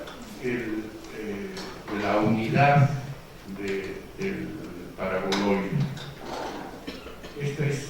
Son las dimensiones reales que tiene, que propone el arquitecto. There are the real units of a high part that an architect proposed. Y a partir de esto hay que determinar cuáles son los ejes principales. ¿Dónde está la otra imagen? La primera. Hoy es que se movió la presentación. ¿Quiere que la pongamos todas? ¿Vale? Cargamos otra computadora para ponerlas todas. Ah, pues sí. Bueno, la podemos explicar aquí. Este caso es muy sencillo porque es una planta simétrica.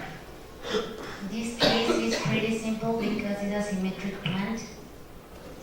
El eje Z principal está sobre este plano. This plane has the ZX axis. Y si nosotros trazamos una recta del punto 1 al punto 3, If draw a line from point 1 to point 3, you have. Y unimos el punto 2 con la mitad de esta recta. If you draw a line from point 1 to point 3 and you draw a line, a perpendicular line from point 2 to the middle of that line, you have. Obtenemos la dirección de Z0. You have the direction of the Z. Pero no es la posición. But that's not the position. Si nosotros miramos el paraboloide desde esta dirección, if you saw the high part from that direction, tenemos esta planta. you have that plant. Es un paralelogramo. That is an paralelogram. Y si ahora en esta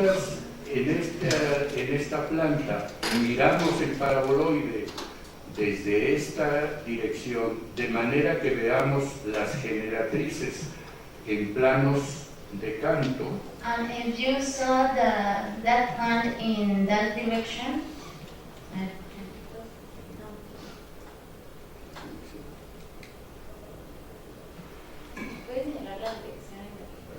if you saw the plant in this direction, you saw that. Tenemos alzado, ¿no? You have that projection. Y estas generatrices irán girando hasta que en este punto se convierte en una generatriz horizontal perpendicular a la dirección de Z0, una generatriz perpendicular a la dirección de Z0. Those lines will get turn around until you get in the middle, and that point will make the line in another direction, in a perpendicular direction that these ones are going. A Z0, sí. No, cuando gira y va en la otra dirección la generatriz, ¿qué más pasa? Se convierte en un punto. Cuando vemos la generatriz, that lines evolve to one point because they turn to another sense, the other sense. Will be perpendicular. Y referido este punto a la planta, nos da la posición And if you refer that point to the plan, you have the position de el eje X0 of the axis X0, y en el otro sentido, And another la way is the posición. same thing, and you have in that plant the Yes, sir. the position of y zero. En este punto es el vértice That point is the vertex of de la superficie the superficie of the hyper. y lo podemos referir acá. And you can refer that point to the hyper in the top. Estos serían los ejes principales And how is de, and that's the way that you define the axis from the hyper. del paraboloide. Entonces, esto es lo que se hizo porque los esfuerzos, todos los esfuerzos del paraboloide se calculan proyectados en esta planta. They made this way, they made all this because the forces in the plant, they calculate in any sense.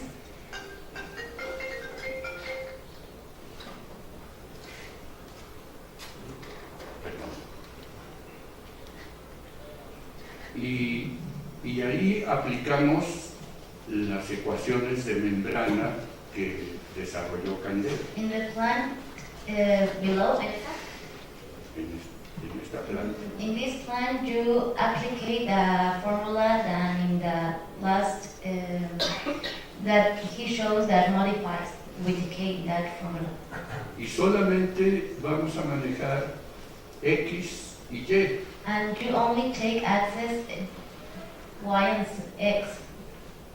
La Z está escondida en la constante de alabeamiento, en la constante de The axis curvatura. you don't include in the calculation in the formula because it's integrate in the K letter. La constante de la superficie. Constant, surface constant. La gravedad que actúa verticalmente no siempre coincide, como lo vemos en la figura anterior, no siempre coincide con la dirección del eje Z del paraboloide, de los ejes principales. The principal axis, not in all the cases, coincide with the reference axis. Y entonces se descompone la carga de la gravedad en estas tres direcciones. And that's why the principal axis have to make one. Estas son las ecuaciones. And that's why you have to decompose the principal axis in one main force. Y aquí está un programa que yo elaboré para calcular todas estas cosas, ¿no? Que siempre hay que estarlos repitiendo, pues mejor un programa.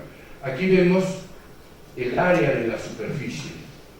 He created a program to calculate in a fast way all the things that he have to have in a hyper, and there is the surface area of one segment. Sí, de una unidad. Y pues si vemos este número, el cascarón pesa 100 kilos por metro cuadrado. And if you saw that number, one segment of the shell weighs 100 kilograms per meter. Entonces estamos hablando de 5 toneladas. We're talking about 5 tons. Más lo que pesa Plus el anillo the superior ring y la torre, and the tower dividido entre 16 puntos. Divide in 16 columns that receive the the weight. 16 supports. 16 supports. Y tendremos una carga aproximadamente de 7 toneladas en cada columna. So we have like 7 tons that receive that supports every column. Y la zapata, And the foundation, la cimentación, es de 2 por 2, 4 metros cuadrados. the area foundation was 2 and 2 meters by 2 by 2 meters or square meters. Y pues eso da presión sobre el terreno de 1.3 toneladas. The pressure in the soil was less than 1.5 tons. Que es muy ligero. That is very light.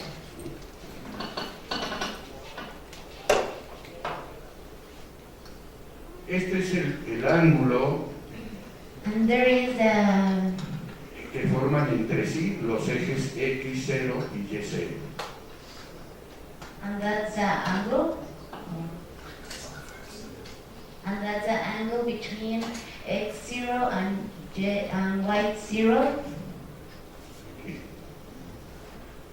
Y estas, en este caso, son las componentes de las cargas de la carga gravitacional de 200, son 100 kilos de peso propio y 100 kilos de carga viva.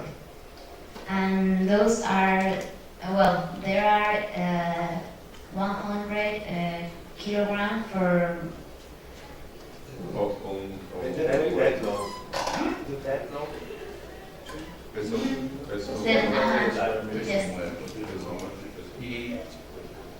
y 100 extras. and 100 extras. Y estas son las cargas en estas direcciones. Y con estas cargas es con lo que se calcula los esfuerzos. Those one are the final forces that have in each one of the axes, and those one are the values that you take, the quantities that you take to calculate the hyper.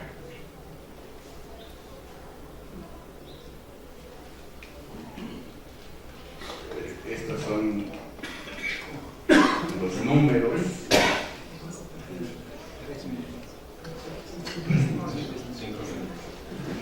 Bueno, vamos rápido. Esto no importa, son los números. No vamos a No more details. Pero esos números All the numbers se in the interpretan sobre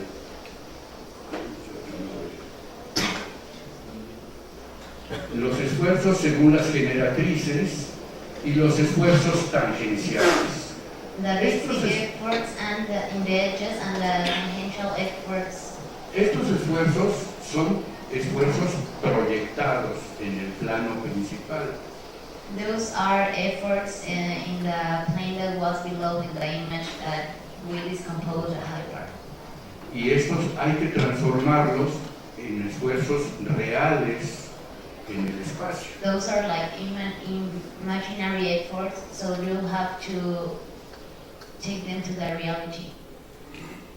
Aquí tenemos esta figura donde después de transformar las fuerzas proyectadas en fuerzas en el espacio, So you put them in the transmission of real forces, and esta fuerza y esta y esta y esta, la resultante de estas cuatro fuerzas, estas dos y estas dos, you join those four forces that get to one column. dan una fuerza inclinada,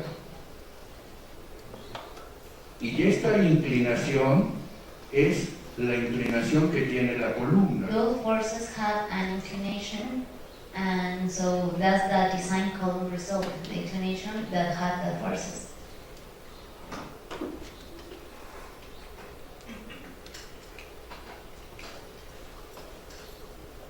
Rápidamente, esta es la cimentación, These are the foundations, la zapata, el dado y ya colado con un gancho para amarrar el tirante perimetral. the foundation have a union to receive the tie, the tensor.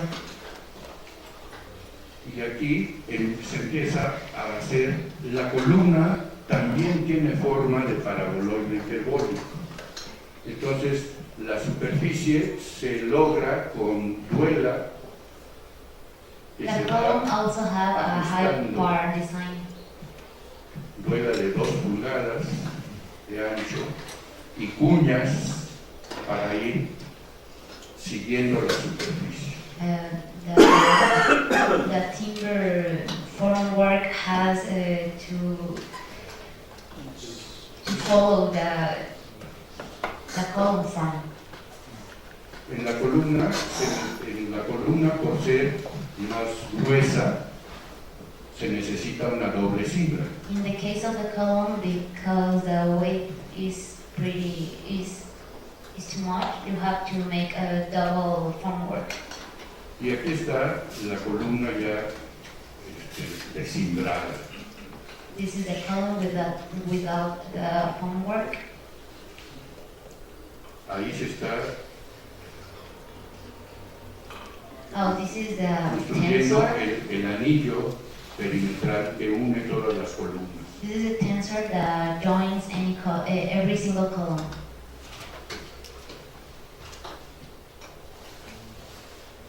La torre para el anillo central a 13 metros, 13,50 de altura. This is a tower from work to receive the superior ring and is 13 meters of Y la cimbra height. de ese anillo para subirla. And besides is the formwork of the ring. Y aquí está el trazo de las generatrices en el espacio. Una primera línea de generatrices son las vigas principales. The formwork has the primary beam to receive the secondary beam. El otro sistema de generatrices tiene este sentido.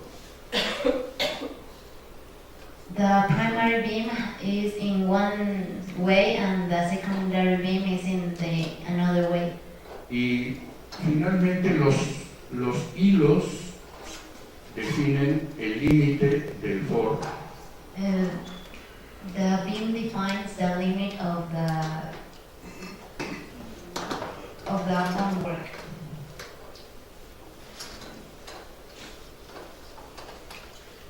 Ahí está la cimbra total. There is a complete formwork of the 16 segments. Detalles de los Details of trabajos. the unions and limits of the formwork. Estas piezas finalmente van a quedar aquí, cerrando entre un paraboloide y otro. Those elements close the formwork in between segment and segment. Eso se ve bonita. That looks pretty.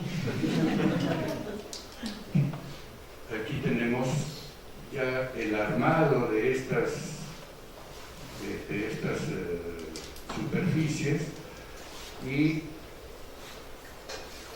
las vigas de borde que acá tienen 12 centímetros y terminan en 6 centímetros en la parte alta. Oh, here we have the steel neck and we have the border beam that in one side have 12 centimeters and in the upper side we have 6 centimeters of width. Y ahí está, se inicia el proceso de colado And a here mano. begins the concrete curing.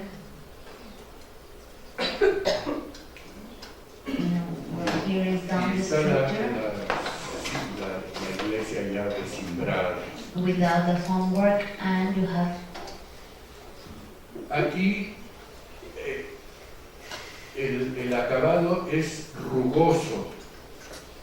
And the ultimate application is a rough texture. Y se viene aplicando una masa de mortero. To apply concrete mortar. Para afinar, dejar liso esto con un impermeabilizante. And an impermeabilization. Ya veremos después el impermeabilizante que le pusieron.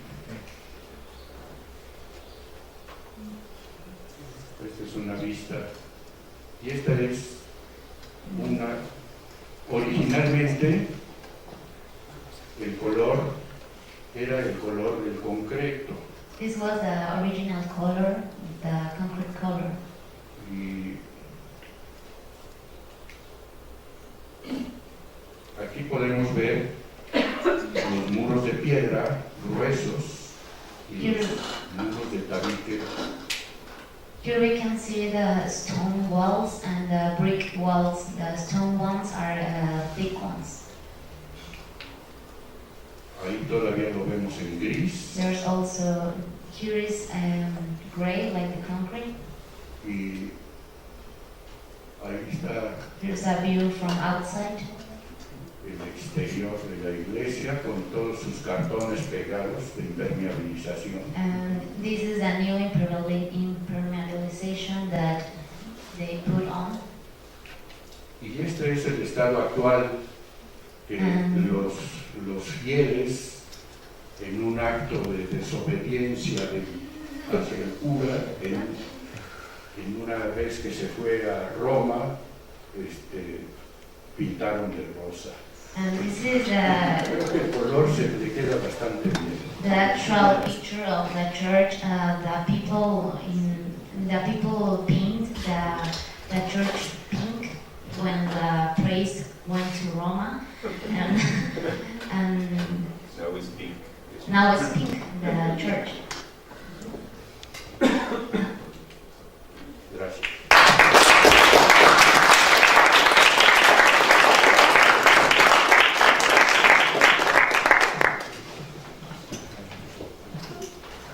Yeah, thank you very much, Professor Rincon, for this very nice presentation, and also for taking the effort to explain all the relationships of the geometry of the hyper to us.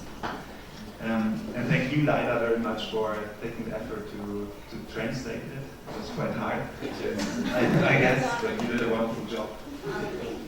So, next speaker is Rainer Schütz-Eichel, who's talking about presenting shells. Heinz Isler's work is the subject of exhibitions.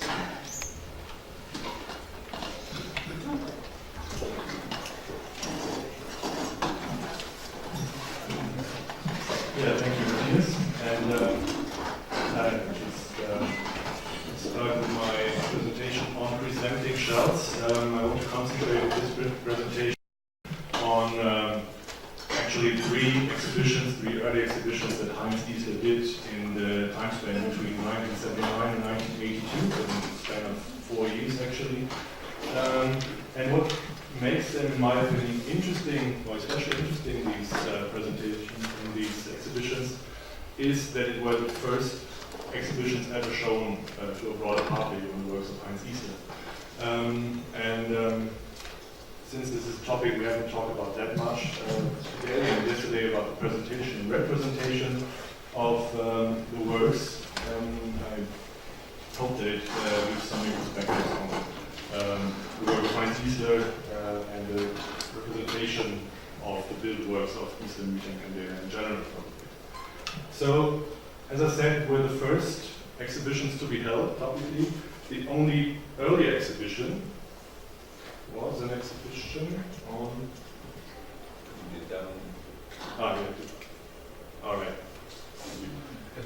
was an exhibition of watercolor paintings that Isler showed in the Continental School in 1943. So we heard it already yesterday. He wanted to become a painter originally, and then decided to be an engineer. So he was, as a kid and as a teenager, was interested in painting. And as we see here, it's generally landscape toppings. Of course, we have also drawings where we see the construction site, but embedded into natural landscape. So he was concentrating on nature rather than on building at that time. And that was the only exhibition that he ever held, or the very first exhibition that he held, showing some of these paintings in 1943 in his cantonal school. And it struck me that it took him 36 years to go public again with his work, with the first exhibition in Basel held in 1979. And even as an engineer, he needed 20 years to go public with his work. He started, we heard this yesterday several times, in the late 1950s of becoming an engineer, or making up an old office in the Bern region, and building his first commissions.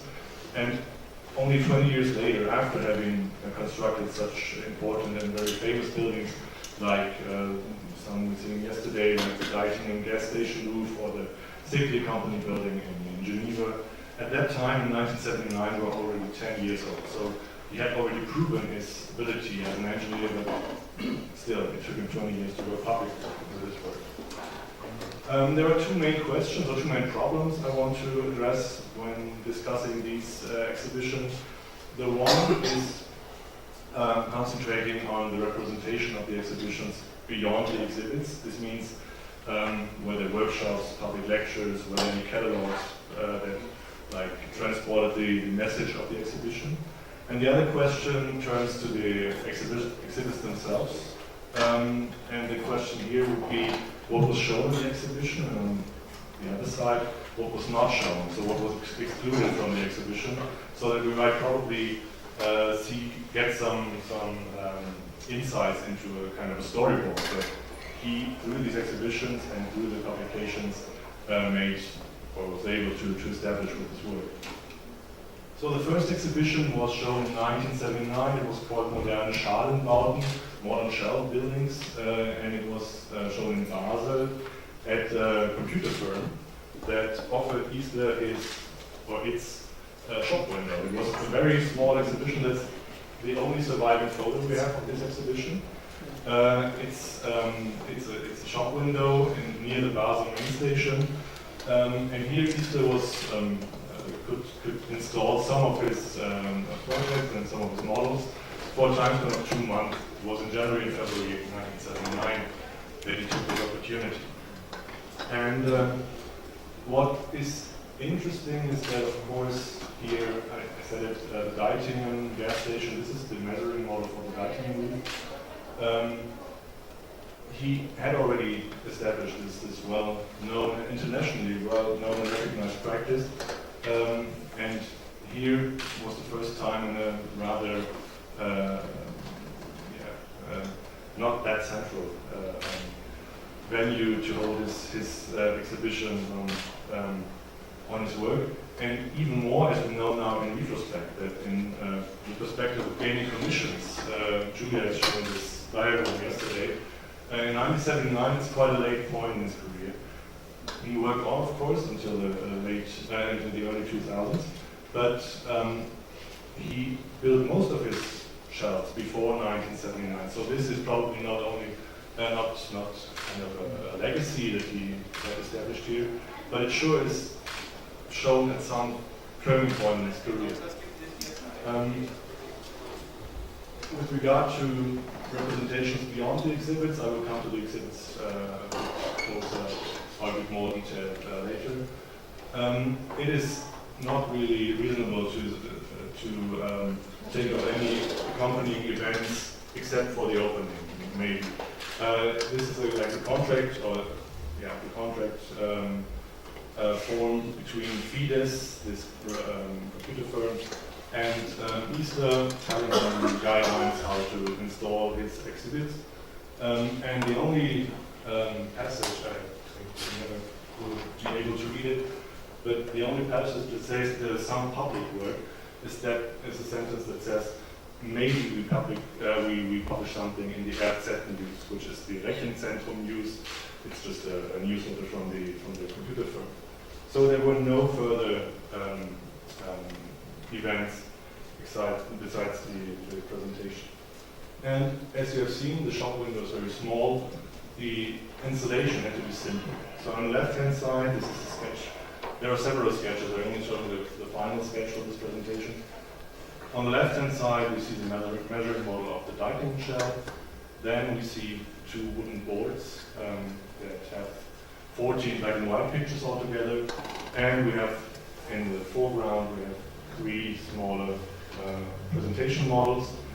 And one is the then newly built tennis shells that he here calls Neuentwicklung, like new developments.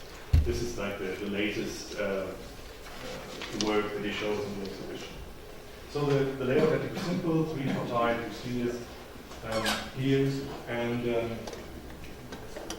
now see again or have a look again at the things that are exhibited, is that he mostly concentrated on his built work, except for this bubble house model I come to later. But it is concentrating on the built works. It of course shows through the project the 3 principal form finding methods that we already have discussed yesterday, but it's not explicitly shown how these forms were generated. It's just the results that you see as a pacifier. What else struck me when I looked at the pictures, that the industrial shells, which is, as we also heard yesterday, the industrial shells were kind of his bread and butter projects. That's what he built mostly. And the others, the freeform projects, etc., are kind of an exception from the bread and butter buildings. But instead, or even though he built several of these before 1979, he only showed this one picture of the first. Okay.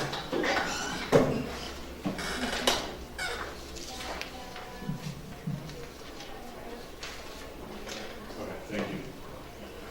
He only showed this one picture of, which is actually, it's this one on the right-hand side that we see in the exhibition here.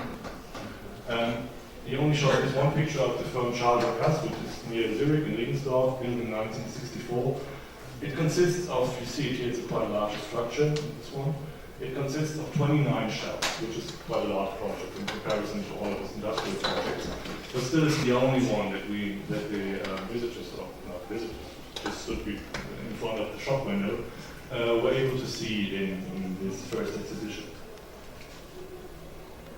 What else I found interesting is that he also concentrated on residential buildings, a branch that is not that excessively to be found in his work, but he concentrated on the topic that is more a side phenomenon, but not on his main branch of building. And what we see here is 2 pictures of the Villa Camoletti and the Lake of Geneva, a bubble house prototype he built for a bubble house project with the Swiss architect Justus der Himmel.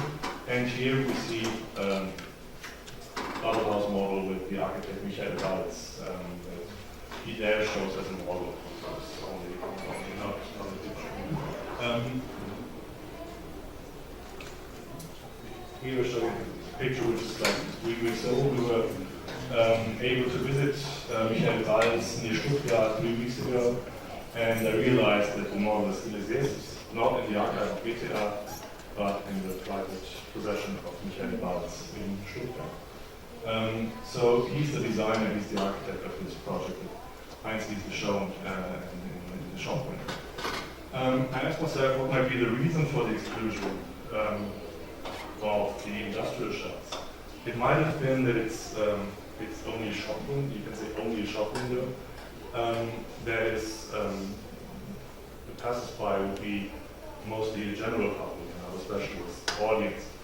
So he probably wanted to show his most prominent, his best known projects, like the Deichen roof or the City Company building. And he wanted to hint at new opportunities of being able to probably build residential buildings.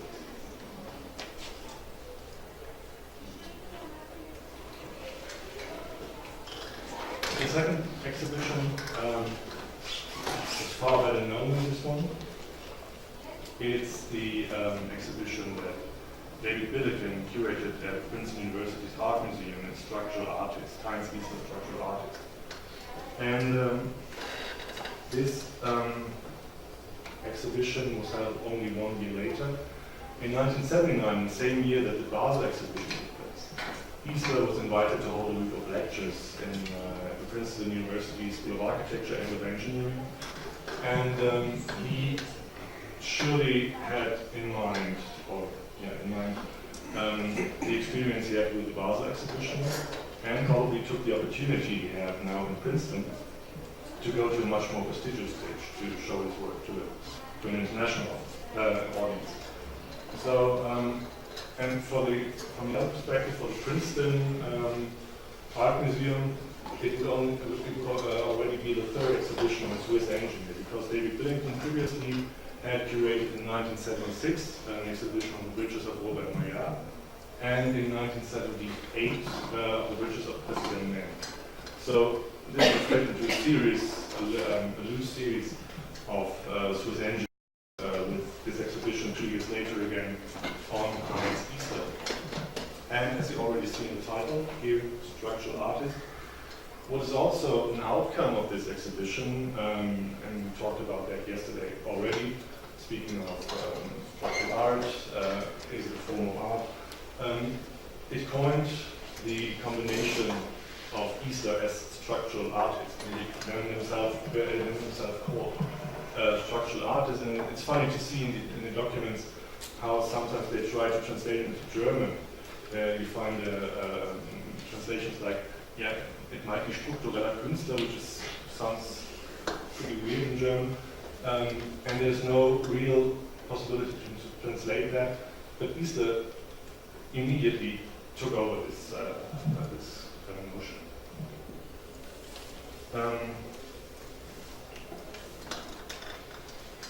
Here we see the catalog. So there were now representations in contrast to Basel, where there were no catalog, no leaflet, nothing. Here there was this small catalog, Heinz Isler as structural artist, University of Princeton. And the cover motif shows now the tennis center in Heidelberg, the tennis center, and the tennis shells are exactly what he in the sketch for Basel called new developments. So again, it's the newest buildings that you have to offer. When you open the catalog, you see this, you see a tracing paper, on which is printed Heinz Isler as structural artist, the title again, and then you see Isler himself standing on the roof of the tennis center in Heidelberg, citing to a point at the far right. So it's kind of a symbolic picture of him climbing on the shelves and showing or presenting his shell in that case. And this also, of course, underlines the monographic character of the exhibition. It was the first comprehensive monographic show on Isler that was really already published. And the catalog, of course, had a great influence on the international reputation and reception of this as well. The paper, the picture we see here, is also the first picture in the exhibition shown. Here's some information on the biography of Isler. So it was included also, of course, in the exhibited photographs. And what is really interesting is that, on the one hand, some of the projects and even the same pictures as we've seen in Basel reappear in the Princeton exhibition. But what also appears and what is new and what wasn't shown in Basel is the experimental approach we see, for example, here, and also references to Gaudi and to other Swiss engineers. Here are pictures of Maillard, and down there we've seen this picture yesterday. So there are references to works of other engineers and references to experimental approaches on form finding. That is now newly shown in the Princeton exhibition.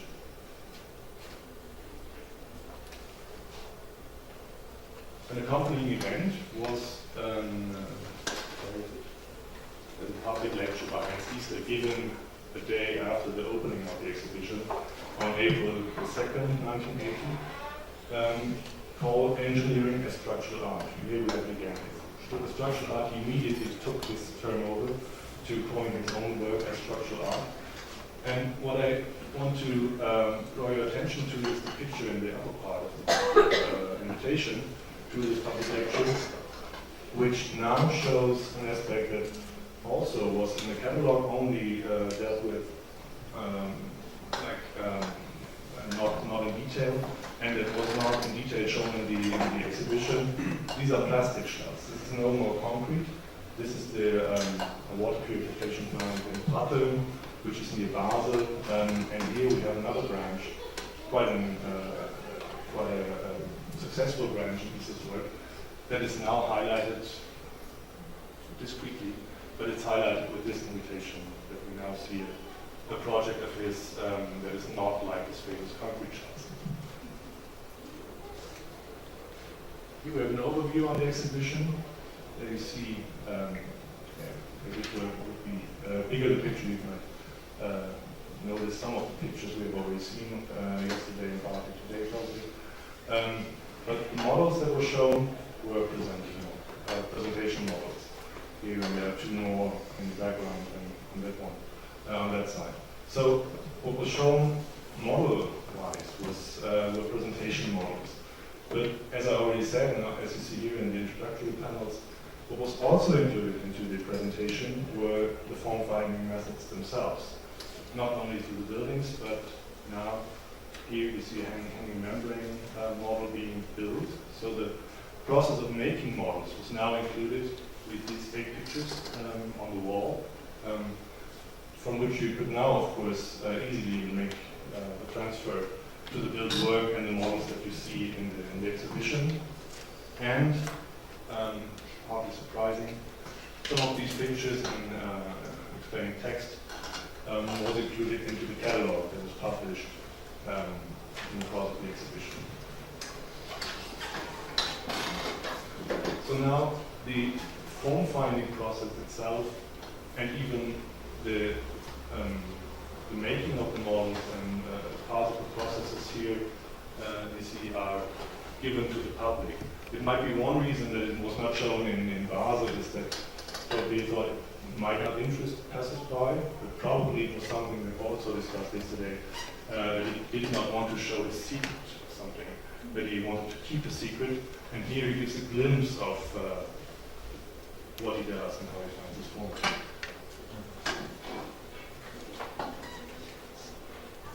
As I've said, it's mostly it's only presentation models shown in the exhibition, but coincidentally on his trip to, it's not in that page, it's on the next slide of this paper.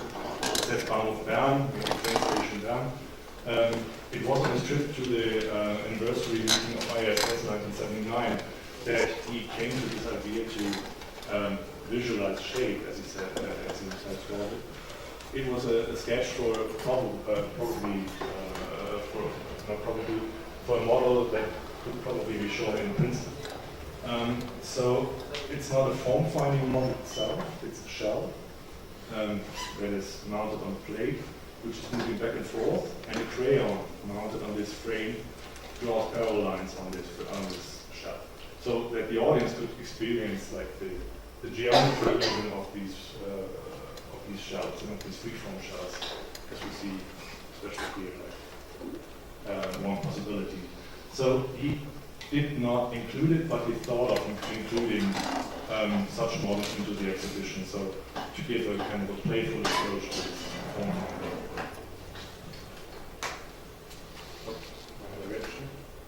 form. The last exhibition I want to touch on today is, I think, out of these, another less known exhibition, but in my opinion, one of the most interesting, because it's somewhere between the famous and internationally recognized Princeton exhibition and then the traveling exhibition that was set up by Schunk and Ram in 1986, which then for, you can say, decades, went on tour to the German-speaking lands and to Denmark, the Netherlands, and Easter here in Bern got the possibility in a private art gallery, AGP 46, which spoken means Ausstellungsgemeinschaft Postgasse 46. So it's just the address of the gallery. He was now given a chance to kind of experiment a little more with the medium of exhibitions.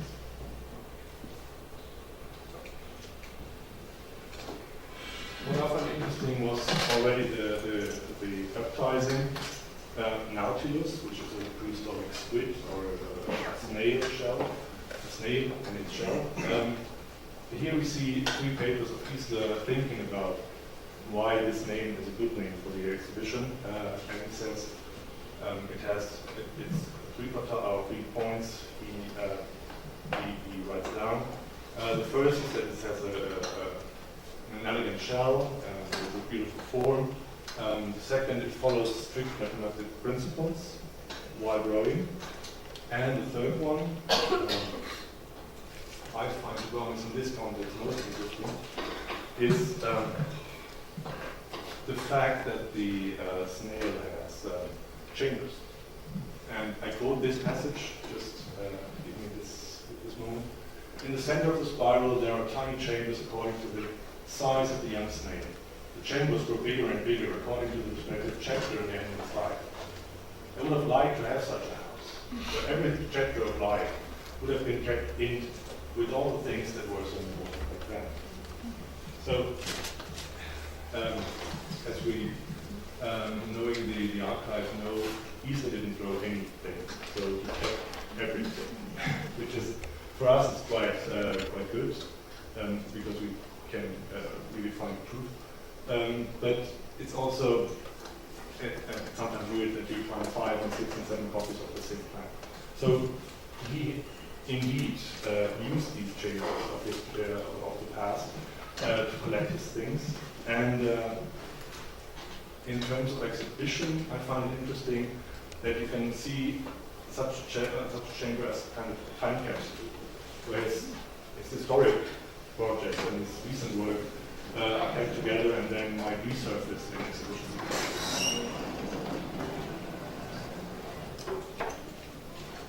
So here's a paper regarding the accompanying events that you see.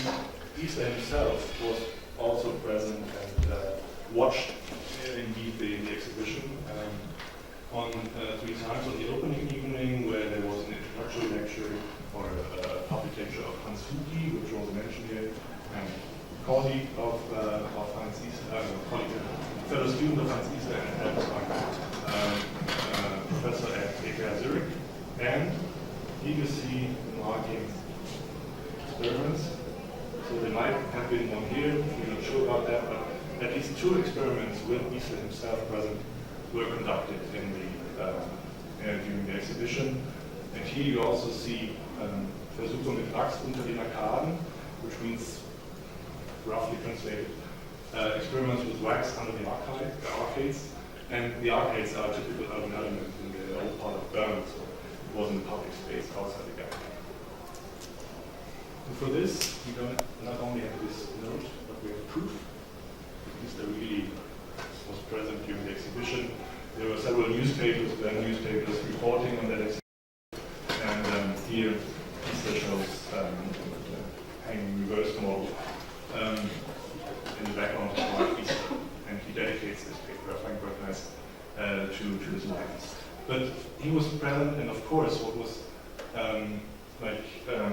in Princeton only shown by a photograph was now conducted by the engineer himself. So it was really not, it was an immediate impression that the audience could have. Sorry, I always took the wrong direction. There was no catalog to the exhibition, but there was this leaflet. This is front side to back side on the inside.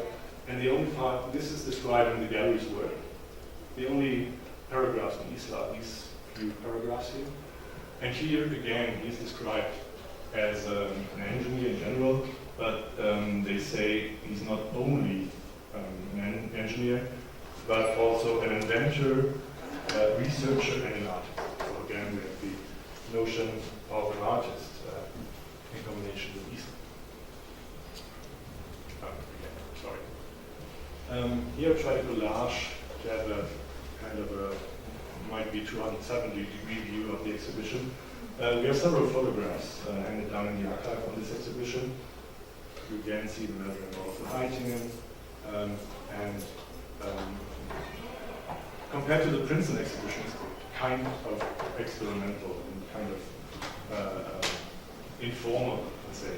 We, as it is always already shown in the title Nautilus, he referred to nature in this exhibition.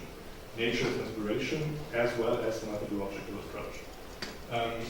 The inspiration might be, on the one hand, shown by this set of pictures. These are the six of the watercolor paintings. Six of the watercolor paintings that he already showed in 1943 in the school exhibition. So we went back to that.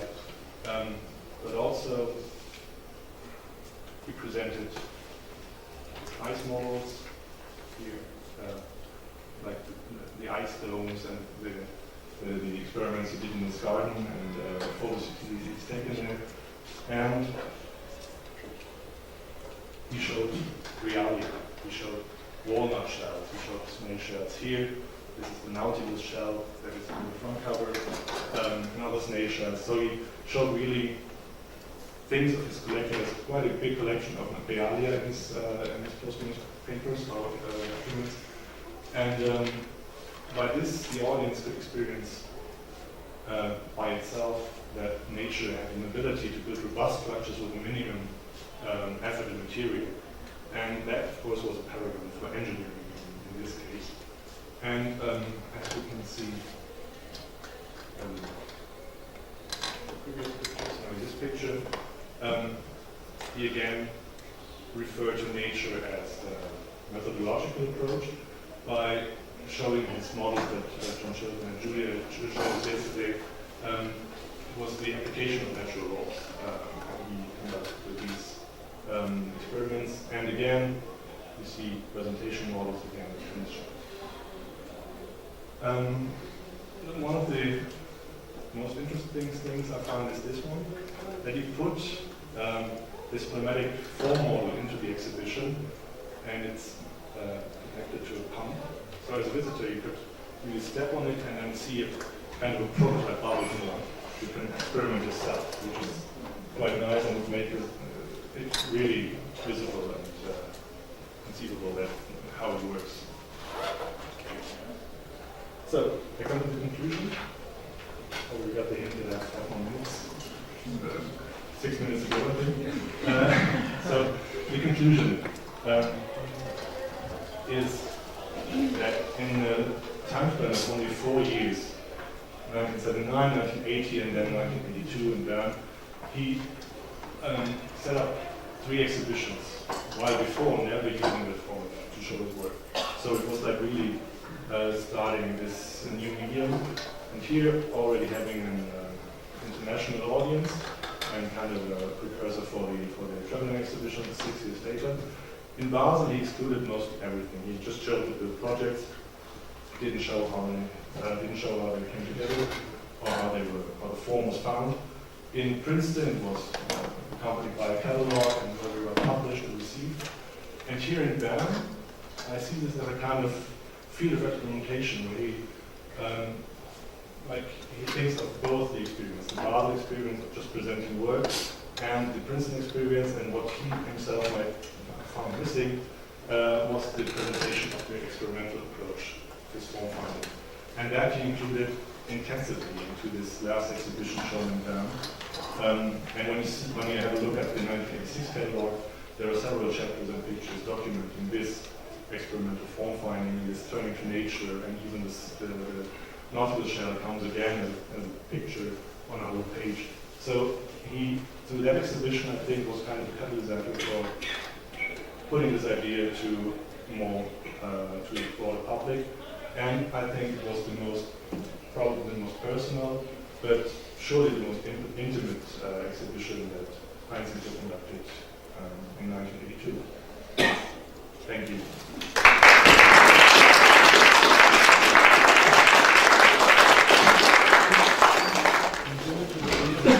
Yeah, thank you very much, Daniel, for this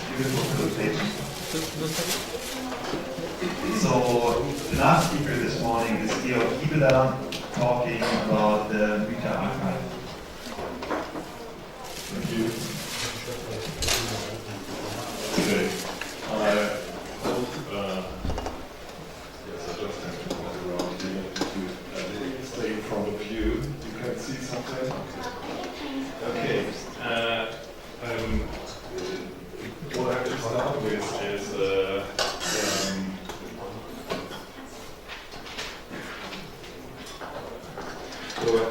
what I have to start is I know I have 20 minutes for 2 lectures because I just decided this night to make a second one.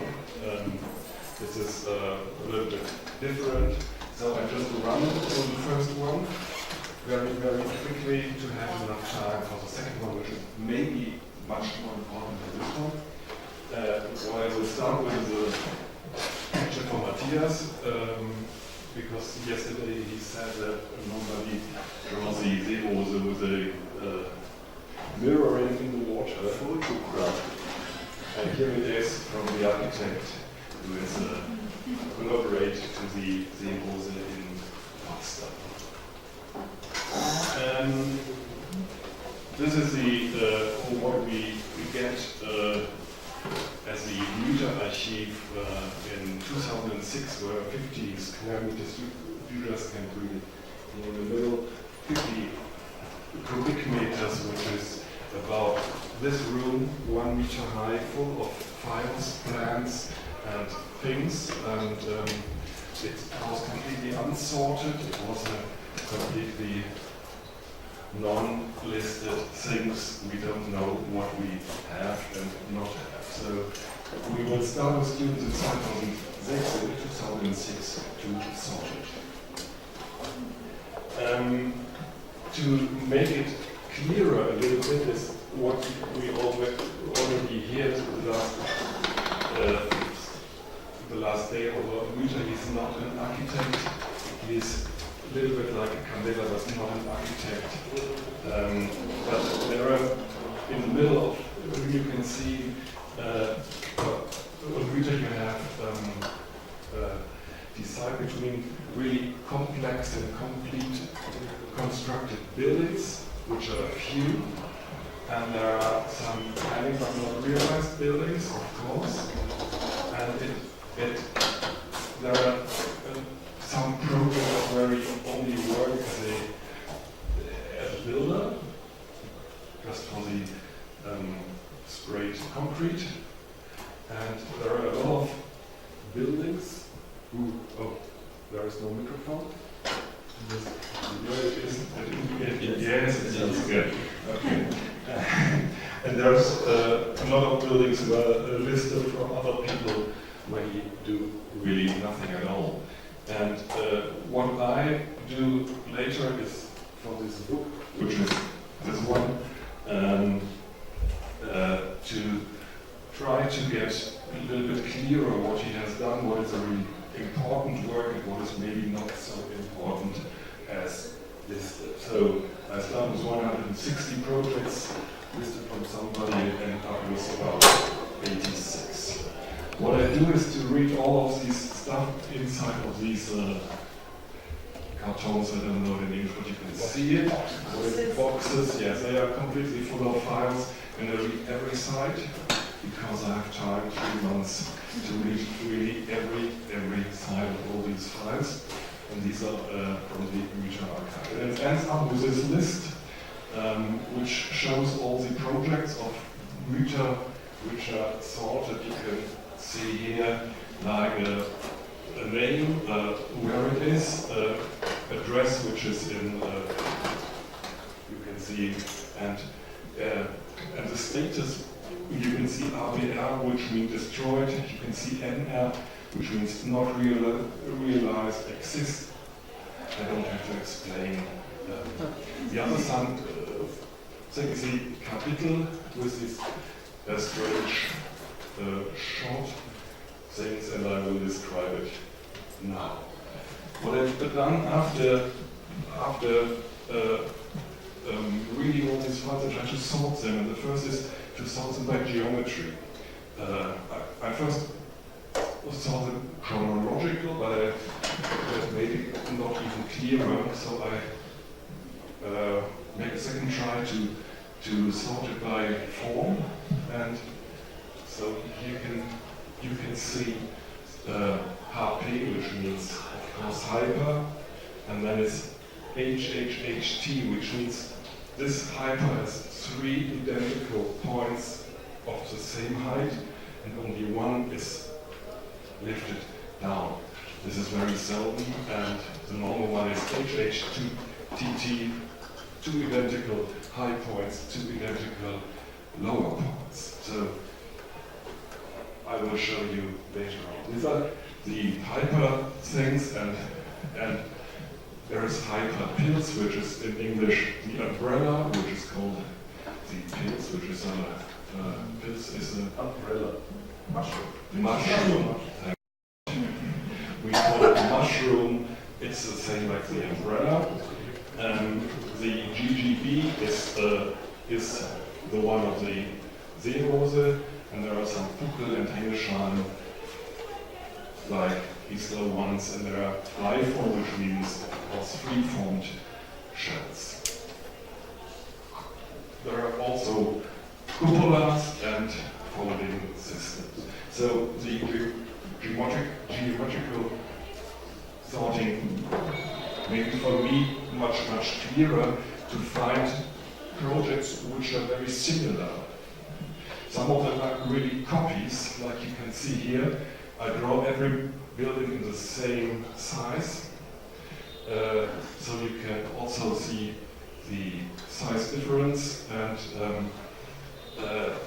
so here you can see that for example, the Ostsee-Perle Globe, which is existing right on the top, is copied in the Gaststätte Dierhagen, the Gaststätte Hohenfeld, and the Gaststätte Eberswald, which are of course the same function. It's completely the same form, it's completely the same function, and it stands on 3 or 4 different sides. This is for me getting much clearer because I saw it by the geometrical form. This is just an example. The second one was the second sorting after that was again in a logical form, and then you can see that there are nearly three parts in his working, 3 periods, phrases, Danke. In his working, the first one is between 63 and 66. For example, he only made 7 shells in 3 years. Most of them are the smaller ones, like learning by doing. And then the main period is in 6 years, between 67 and 73, 34 realized shells in only 6 years, which are nearly different. It's not the copy things as well, but very nearly, very much shells in this short period, and also the most important one, like Messhalle Magdeburg or the Ahrenblatt in Berlin. You already see this. What you can see in the book is on that page this period between 67 and 73. The light blue one are hyper, and the pink one is the pins, the umbrella, and the green one, free-form, is free-form building. So you can see it's not only hyper in this building, in this period, it's also some free forms. For example, like the real famous kiosk Barbe, which is still existing. The 4 biggest one of Müther and the 4 most important are these on HMTT. This means high, middle, low point, which is not on a square plan on a parallelogram. These are the important ones. 4 of them in the row exist, and the most famous, the Ahornblatt in Berlin, is destroyed. So, what it made clear for me, both of it, that when I saw it and read it and saw it, that you can clearly decide between the important and the not so important projects of Audiovisual. After the 70s, because of the increasing problems of the economy in the GDR, he just stopped building these big buildings, these big hyper shells and stuff with the Pilz buildings, the umbrellas. So you can see a lot of shells in Salted, and you can see here very clearly what you can do with this umbrella things, which are identical as you can sort them. They are mostly built. The last period is the period of the planetariums. I will not really have time for that because I have a second lecture.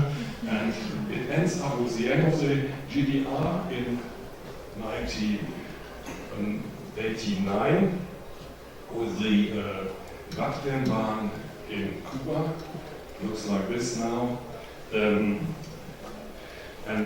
they do the concrete work with the fall of the wall exactly at the 9th and 10th of November, and this is the end of Ulrich-Müther's work.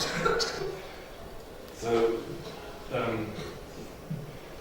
this is the reason because I do this is for me to end up with this when I start to get the Müther things to Hochschule Wismar and to make a book not like a biography but like a book to use for former research projects which can start from there.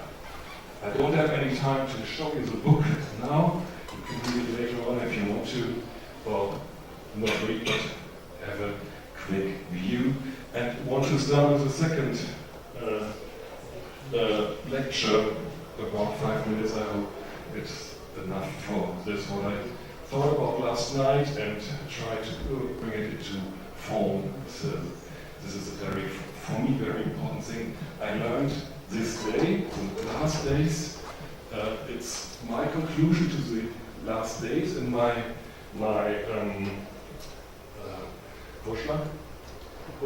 proposal for work on with these things. The title is Resources Are Infinitive, so resources like my life and resources like university time. I have maybe 10 more times for research, 10 or 12 when I go to I invent it. And this is a bad photo of a famous work. Most of the Zurich people will know it from Fischling Weiss, and there is a lot of things. It's in my office.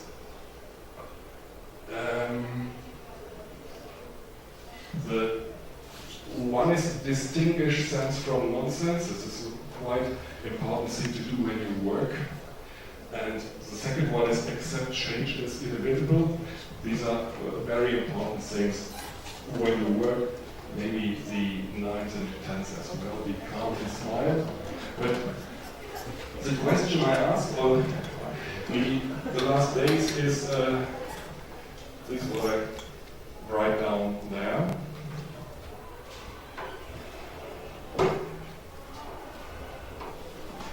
So everybody could read. I don't have to tell.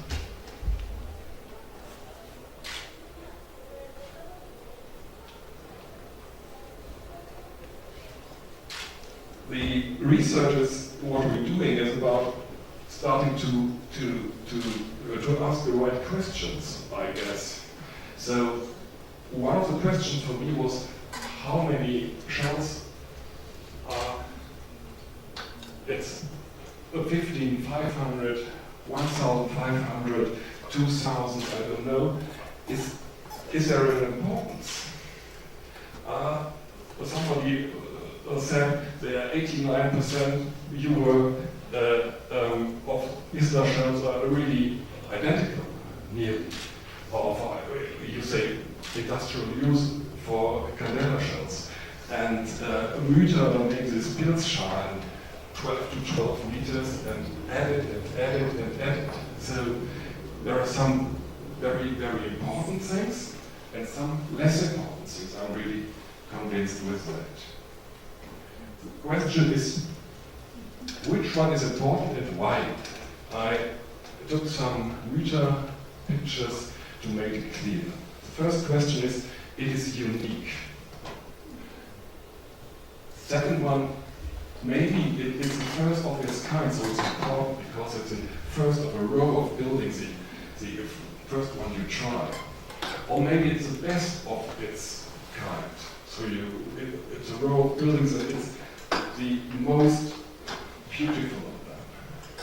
Maybe it's the only one left from a row of buildings, and so it's important, of course. Maybe it's beautiful more than something else. And do you associate something nice with it? Maybe you can, as a child, you go to the Oststation every morning and you see this strange building, the white one on the right side, and it's reminds you to be a child and go to swimming every morning in the summer. The left one is maybe not so important for my personal image. Or is it of historic importance, which can happen? Of course. Or is it nothing of all these questions? And then maybe it's a non-important building. It's just a building. It's just a roof out of concrete and has no really important things. And I asked because of this, we saw the shelf on the left side here. And yesterday we said, oh, we have to do something that they will not destroy it, and we must stop it, and they are so very important to nobody said it to the right. The right, you all know. Thank you for this photo. The right one is a building which is really unique, which is the most important thing from Candela. It's also, like you said in the morning, the building was in '61 published also in Germany, not the Pilzschalen thing on the left side. It's this one. And this one is near to be destroyed. Also because it's a nice picture, but the people who dance there you don't earn enough money with them to restore the building. So nobody is interested in the building, but we all know this is the most important Candela building. Maybe if we can put all our craft, I don't know, our power in the right building, it's much, much more important than the left for me. So I guess we have to do something, for example, for the right building and not for the left. Thank you very much.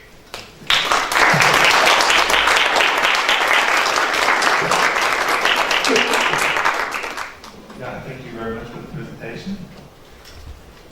We are a little bit behind schedule, and well, thanks also for raising all these questions that are a nice transition to our roundtable. So I would like to ask you to join here on the table.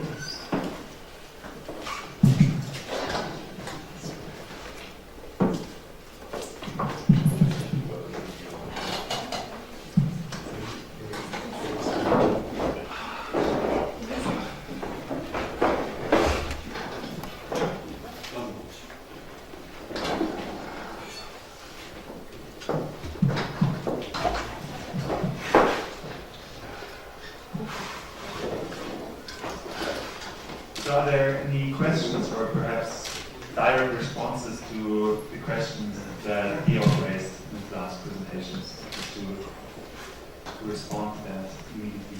Yeah.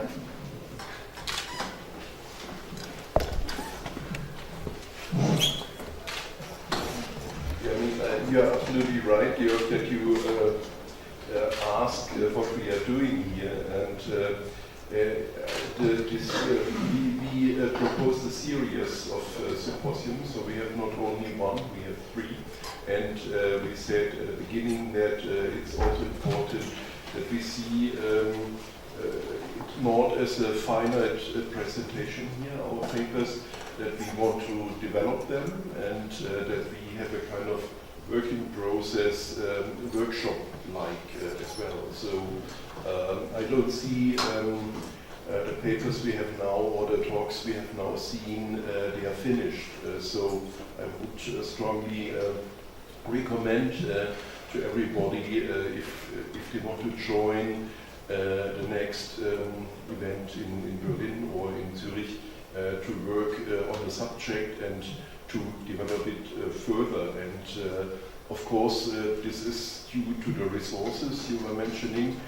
That's quite important, not wasting the resources in that and being focused on the aim we are working on the moment. So for me, it's quite important really to develop the questions we raised today and yesterday, and continue with the discussion in Berlin and in Zurich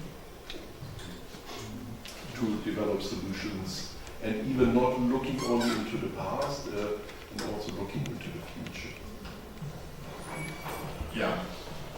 Yeah. Yeah.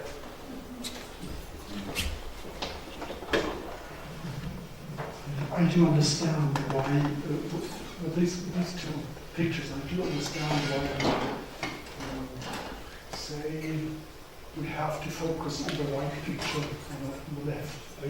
But I believe this is the most difficult question, because people in 20 or 30 years could argue totally the other way around. They could say, why didn't you save the left one? Why didn't you try to reopen again the black holes and make them transparent again? And this, for example, could be the one type of these mushroom shells. And you destroyed it, and you didn't take care of it. This is the most difficult problem every time of what we call in Germany Denkmalschutz.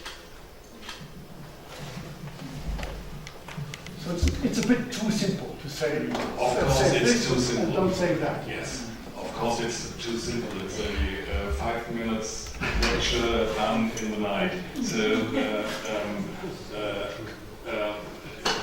I understand. Okay, thanks. Yeah, I think I agree that history may say, why didn't you save this building and not that building? But I think society in general these days has a responsibility to reuse existing buildings wherever possible. And I think that was something we should be encouraging. So the effort should be to try and save as many as possible for reuse, because that actually is the best way to save carbon dioxide. That You would don't be knock down buildings and build something new, that's very wasteful.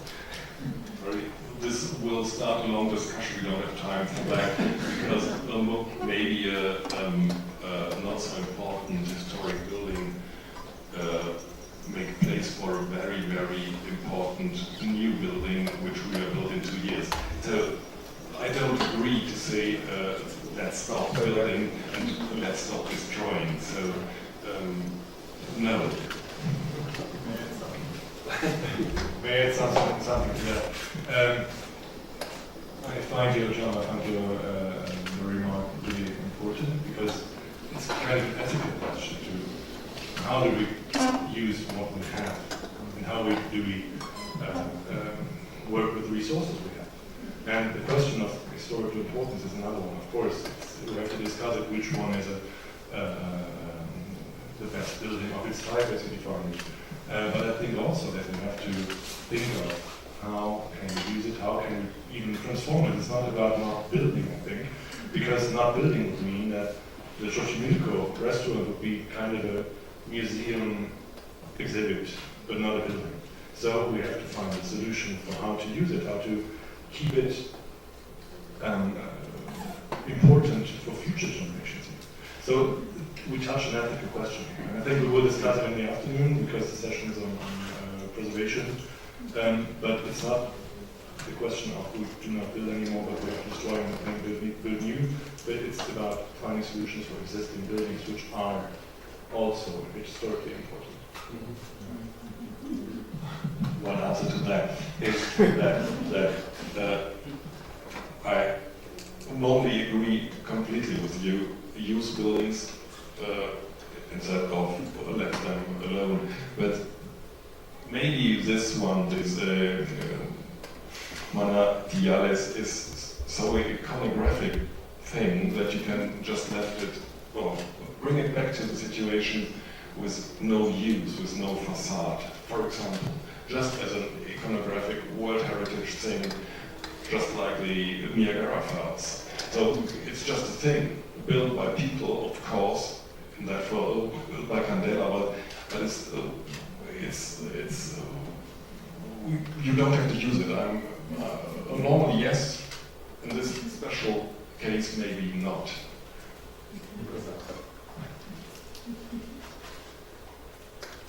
Any more comments, perhaps also to the other two lectures? It's a little bit, and we know it's a quick statement, but it's a little bit abstract to decide which one we focus. But I think it's a matter of opportunity, and we have to be opportunistic in that regard.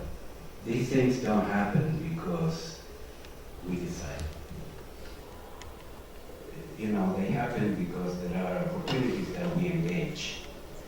And normally they are collective opportunities, it's not individual opportunities, it's collective opportunities, and they become political.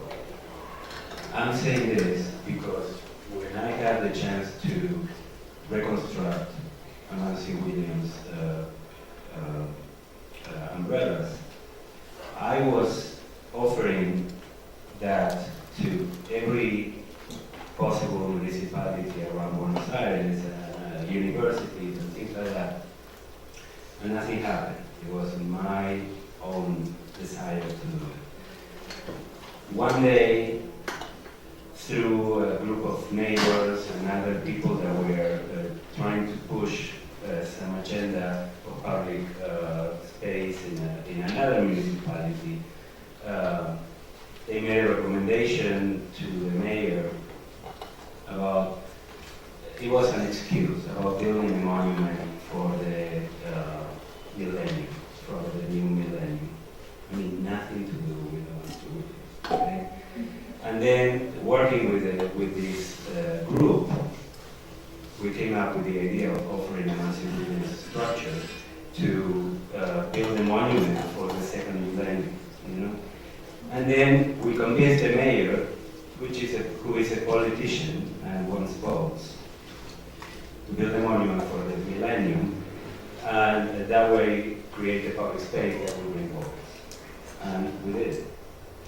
But it was a collective effort, and it was a little bit opportunistic, but at the same time, we know what we are doing, and the group knew what they wanted, which was a public space.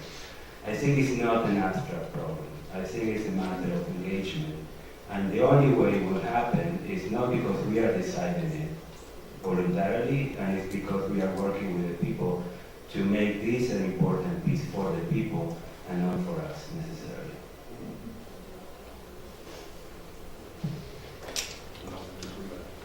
Any more comments? I have a question about your shell construction.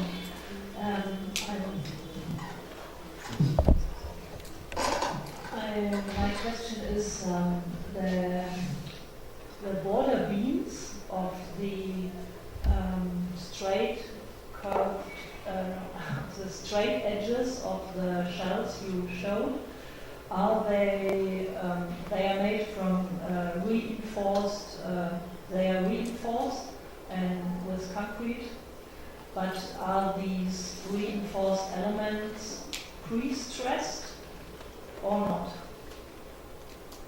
You know what I mean? Los tirantes. No, pero pregunta por los bordes rectos de cada uno de los gajos. Eran prensados. Los que van hacia afuera. Los que van hacia arriba. Entiendo que los que van hacia arriba y hacia afuera. El anillo. El anillo. The foundation? The foundation? Are you asking for the foundation ring? I asked for both of it. Okay. And finally, I know that many shelves are on the foundation with pre-stressed edge beams forced to stabilize. But my question was because Müther, I don't know if he pre-stressed the border beams of the shell itself. And this I wanted to ask if it's usual in sometimes from bigger shells, if it's necessary to pre-stress the border beams. La pregunta es que son preesforzados. No. No, okay.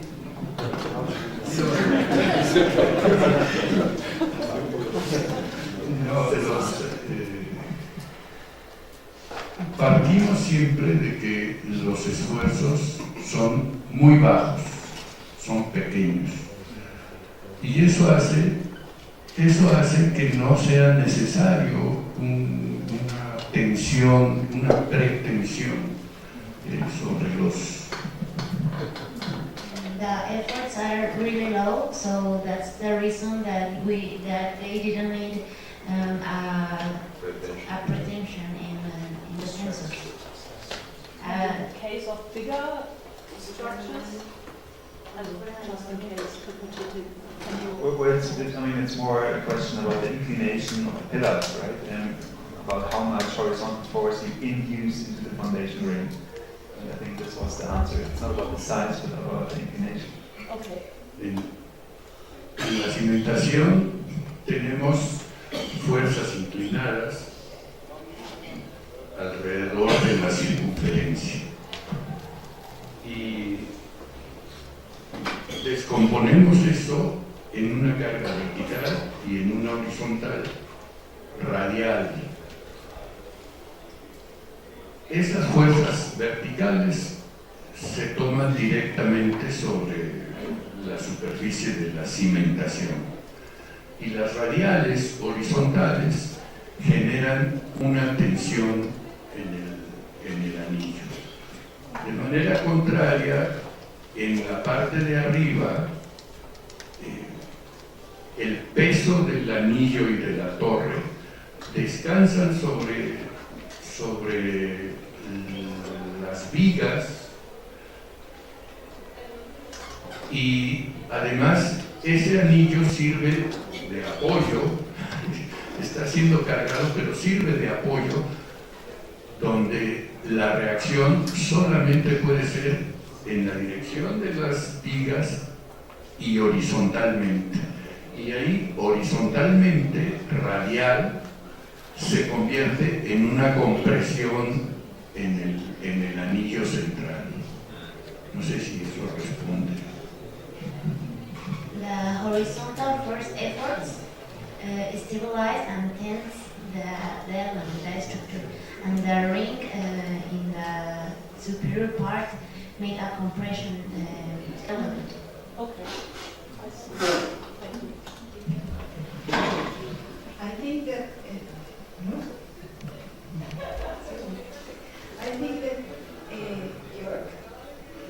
you don't have to apologize because your idea was not. I think it's great that you said that because I don't know if you noticed that here is a very powerful force in the world, there are people very important in the world, to join efforts to make it happen. And instead of continue studying, for this important thing. And I think that if all the people here start to be creative in ways that even right now, 11-year-old kids, because I have known kids that raise money for a project, like a bicycle or a trip. I have seen kids raising money for a purpose. So I think that it would be nice that all the forces of these minds here create a program that for saving, as you said in your office, one thing at a time. If this symposium serves to keep this wonder, maybe you write something that give it to a celebrity singer, and I don't know, Shakira or I don't know which. Shakira did many of those. I don't know now, but you know, maybe if all these minds that are important, you people that are at authority on this matter, you come to these people and say, hey, why don't you, first it's very important that is private. Forget the governments, forget help of the government. Use private money. And you say, first you buy it, because the restaurant owner wants to sell it. It costs, I think, $4 million pesos. $40. Okay, for that people, it's nothing. There is a lot of people with a lot of money that doesn't know how to do with that. So if you give the idea to these, they take from its purse, the $4 million and give it and buy it. And once it buy it, sing or perform, whatever, and raise a lot of money and make it restore in a proper manner for humanity. I know that that person would be very happy that you proposed that idea.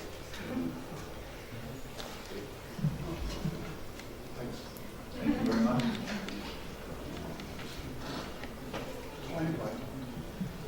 Okay, congratulations again for the speakers. And I want to ask Jose Luis if he thinks the last concrete shell, reinforced concrete shell built in Mexico. La pregunta es si crees que es el último cascarón de concreto construido en México. Pues yo creo que sí, pero creo que tenemos una responsabilidad para que el conocimiento del manejo de estas estructuras se difunda en los alumnos para que ellos hagan cosas nuevas, pero fundamentadas en el conocimiento serio, sensato, del cálculo de los esfuerzos. Yo decía en un principio que en la oficina con el arquitecto Juan Tonda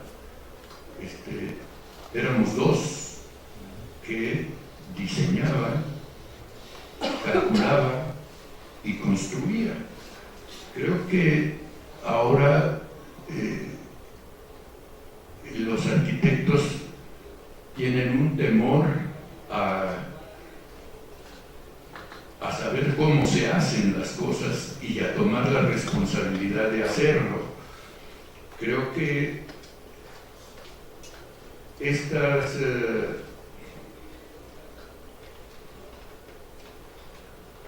estos fundamentos del análisis son los que hay que transmitir a los alumnos para que ellos vuelvan a hacer otras cosas, no solamente salvarlas, sino vuelvan a hacer cosas y cosas nuevas, ¿no? Es un poco difícil porque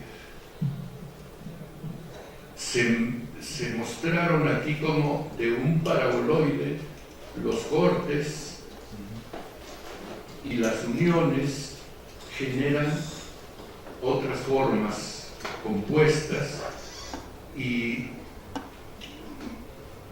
saber cuál es la dirección y la magnitud de las fuerzas en el espacio de estas superficies nos ayuda a conducirlas, más bien no a conducirlas, a entender cómo llegan al suelo y se mantiene el equilibrio. Creo que es una responsabilidad muy grande la enseñanza de los fundamentos de diseño y de cálculo de estas estructuras y de construcción.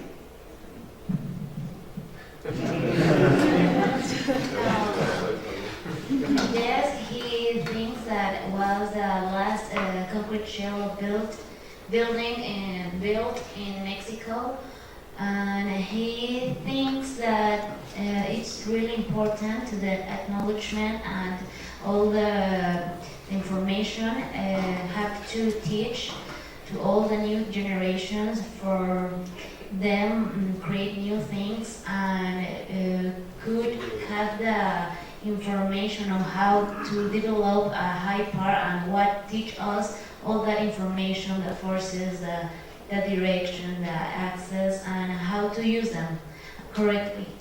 And yes, that is a really huge responsibility that doesn't have to lose it, this generation.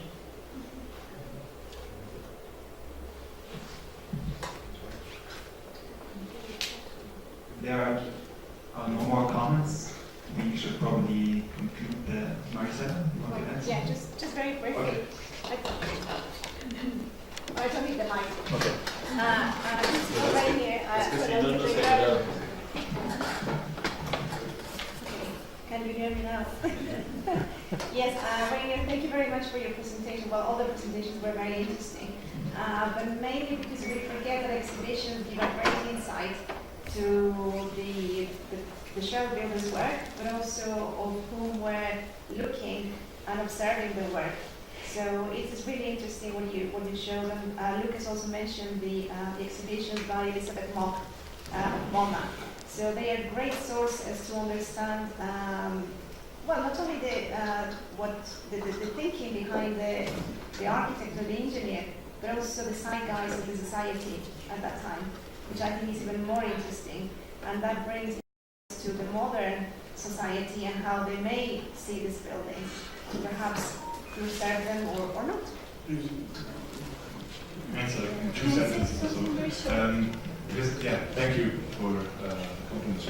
I think the medium of the exhibition really tells us something about we call it zeitgeist, about what people want to show and want to see probably at the time. The curators of course think about, okay, what to present, how do I gain some publicity with that. But also, in the specific case here of Eastward, he had the chance to curate these 2 exhibitions himself in 1979 and 1982, and he took the later exhibition as a chance to test new ways of communicating his work. So I think, yeah, this of course embedded into all the other exhibitions, and as I said, David Billington was the curator of the 1980 exhibition in Princeton before Maya and Meng. And in 2003 he published a book on Swiss engineers, so he continued that series and kind of, in that case, coined the term of structural art as something Swiss, which is also questionable probably, but it shows us that there's a tradition in presenting the work of engineers, architects, and probably structural artists. But this is also a term I want to at least make a question mark behind it. What is structural art? And it was, of course, taken up by the engineers, and they were thankful for that probably, to be called artists, and probably Easter especially, because he wanted in the beginning to become an artist. But yeah, I think that's one of the media we have to look at, not only the buildings, which are also important, of course, no question, but also the representation of the buildings. Thank you. There's one last comment here. Very short. I just want to point out the privilege that this university and we, the students that have the privilege here, to have Professor José Luis Rincón as a person, a living person that knows how to calculate, build, and design shells. Because I don't know many. I just know him. I don't know how many people do you know that knows the art of calculate as he does. So he is a very, very important person for all this matter, and I think has to be recognized, and it is a privilege.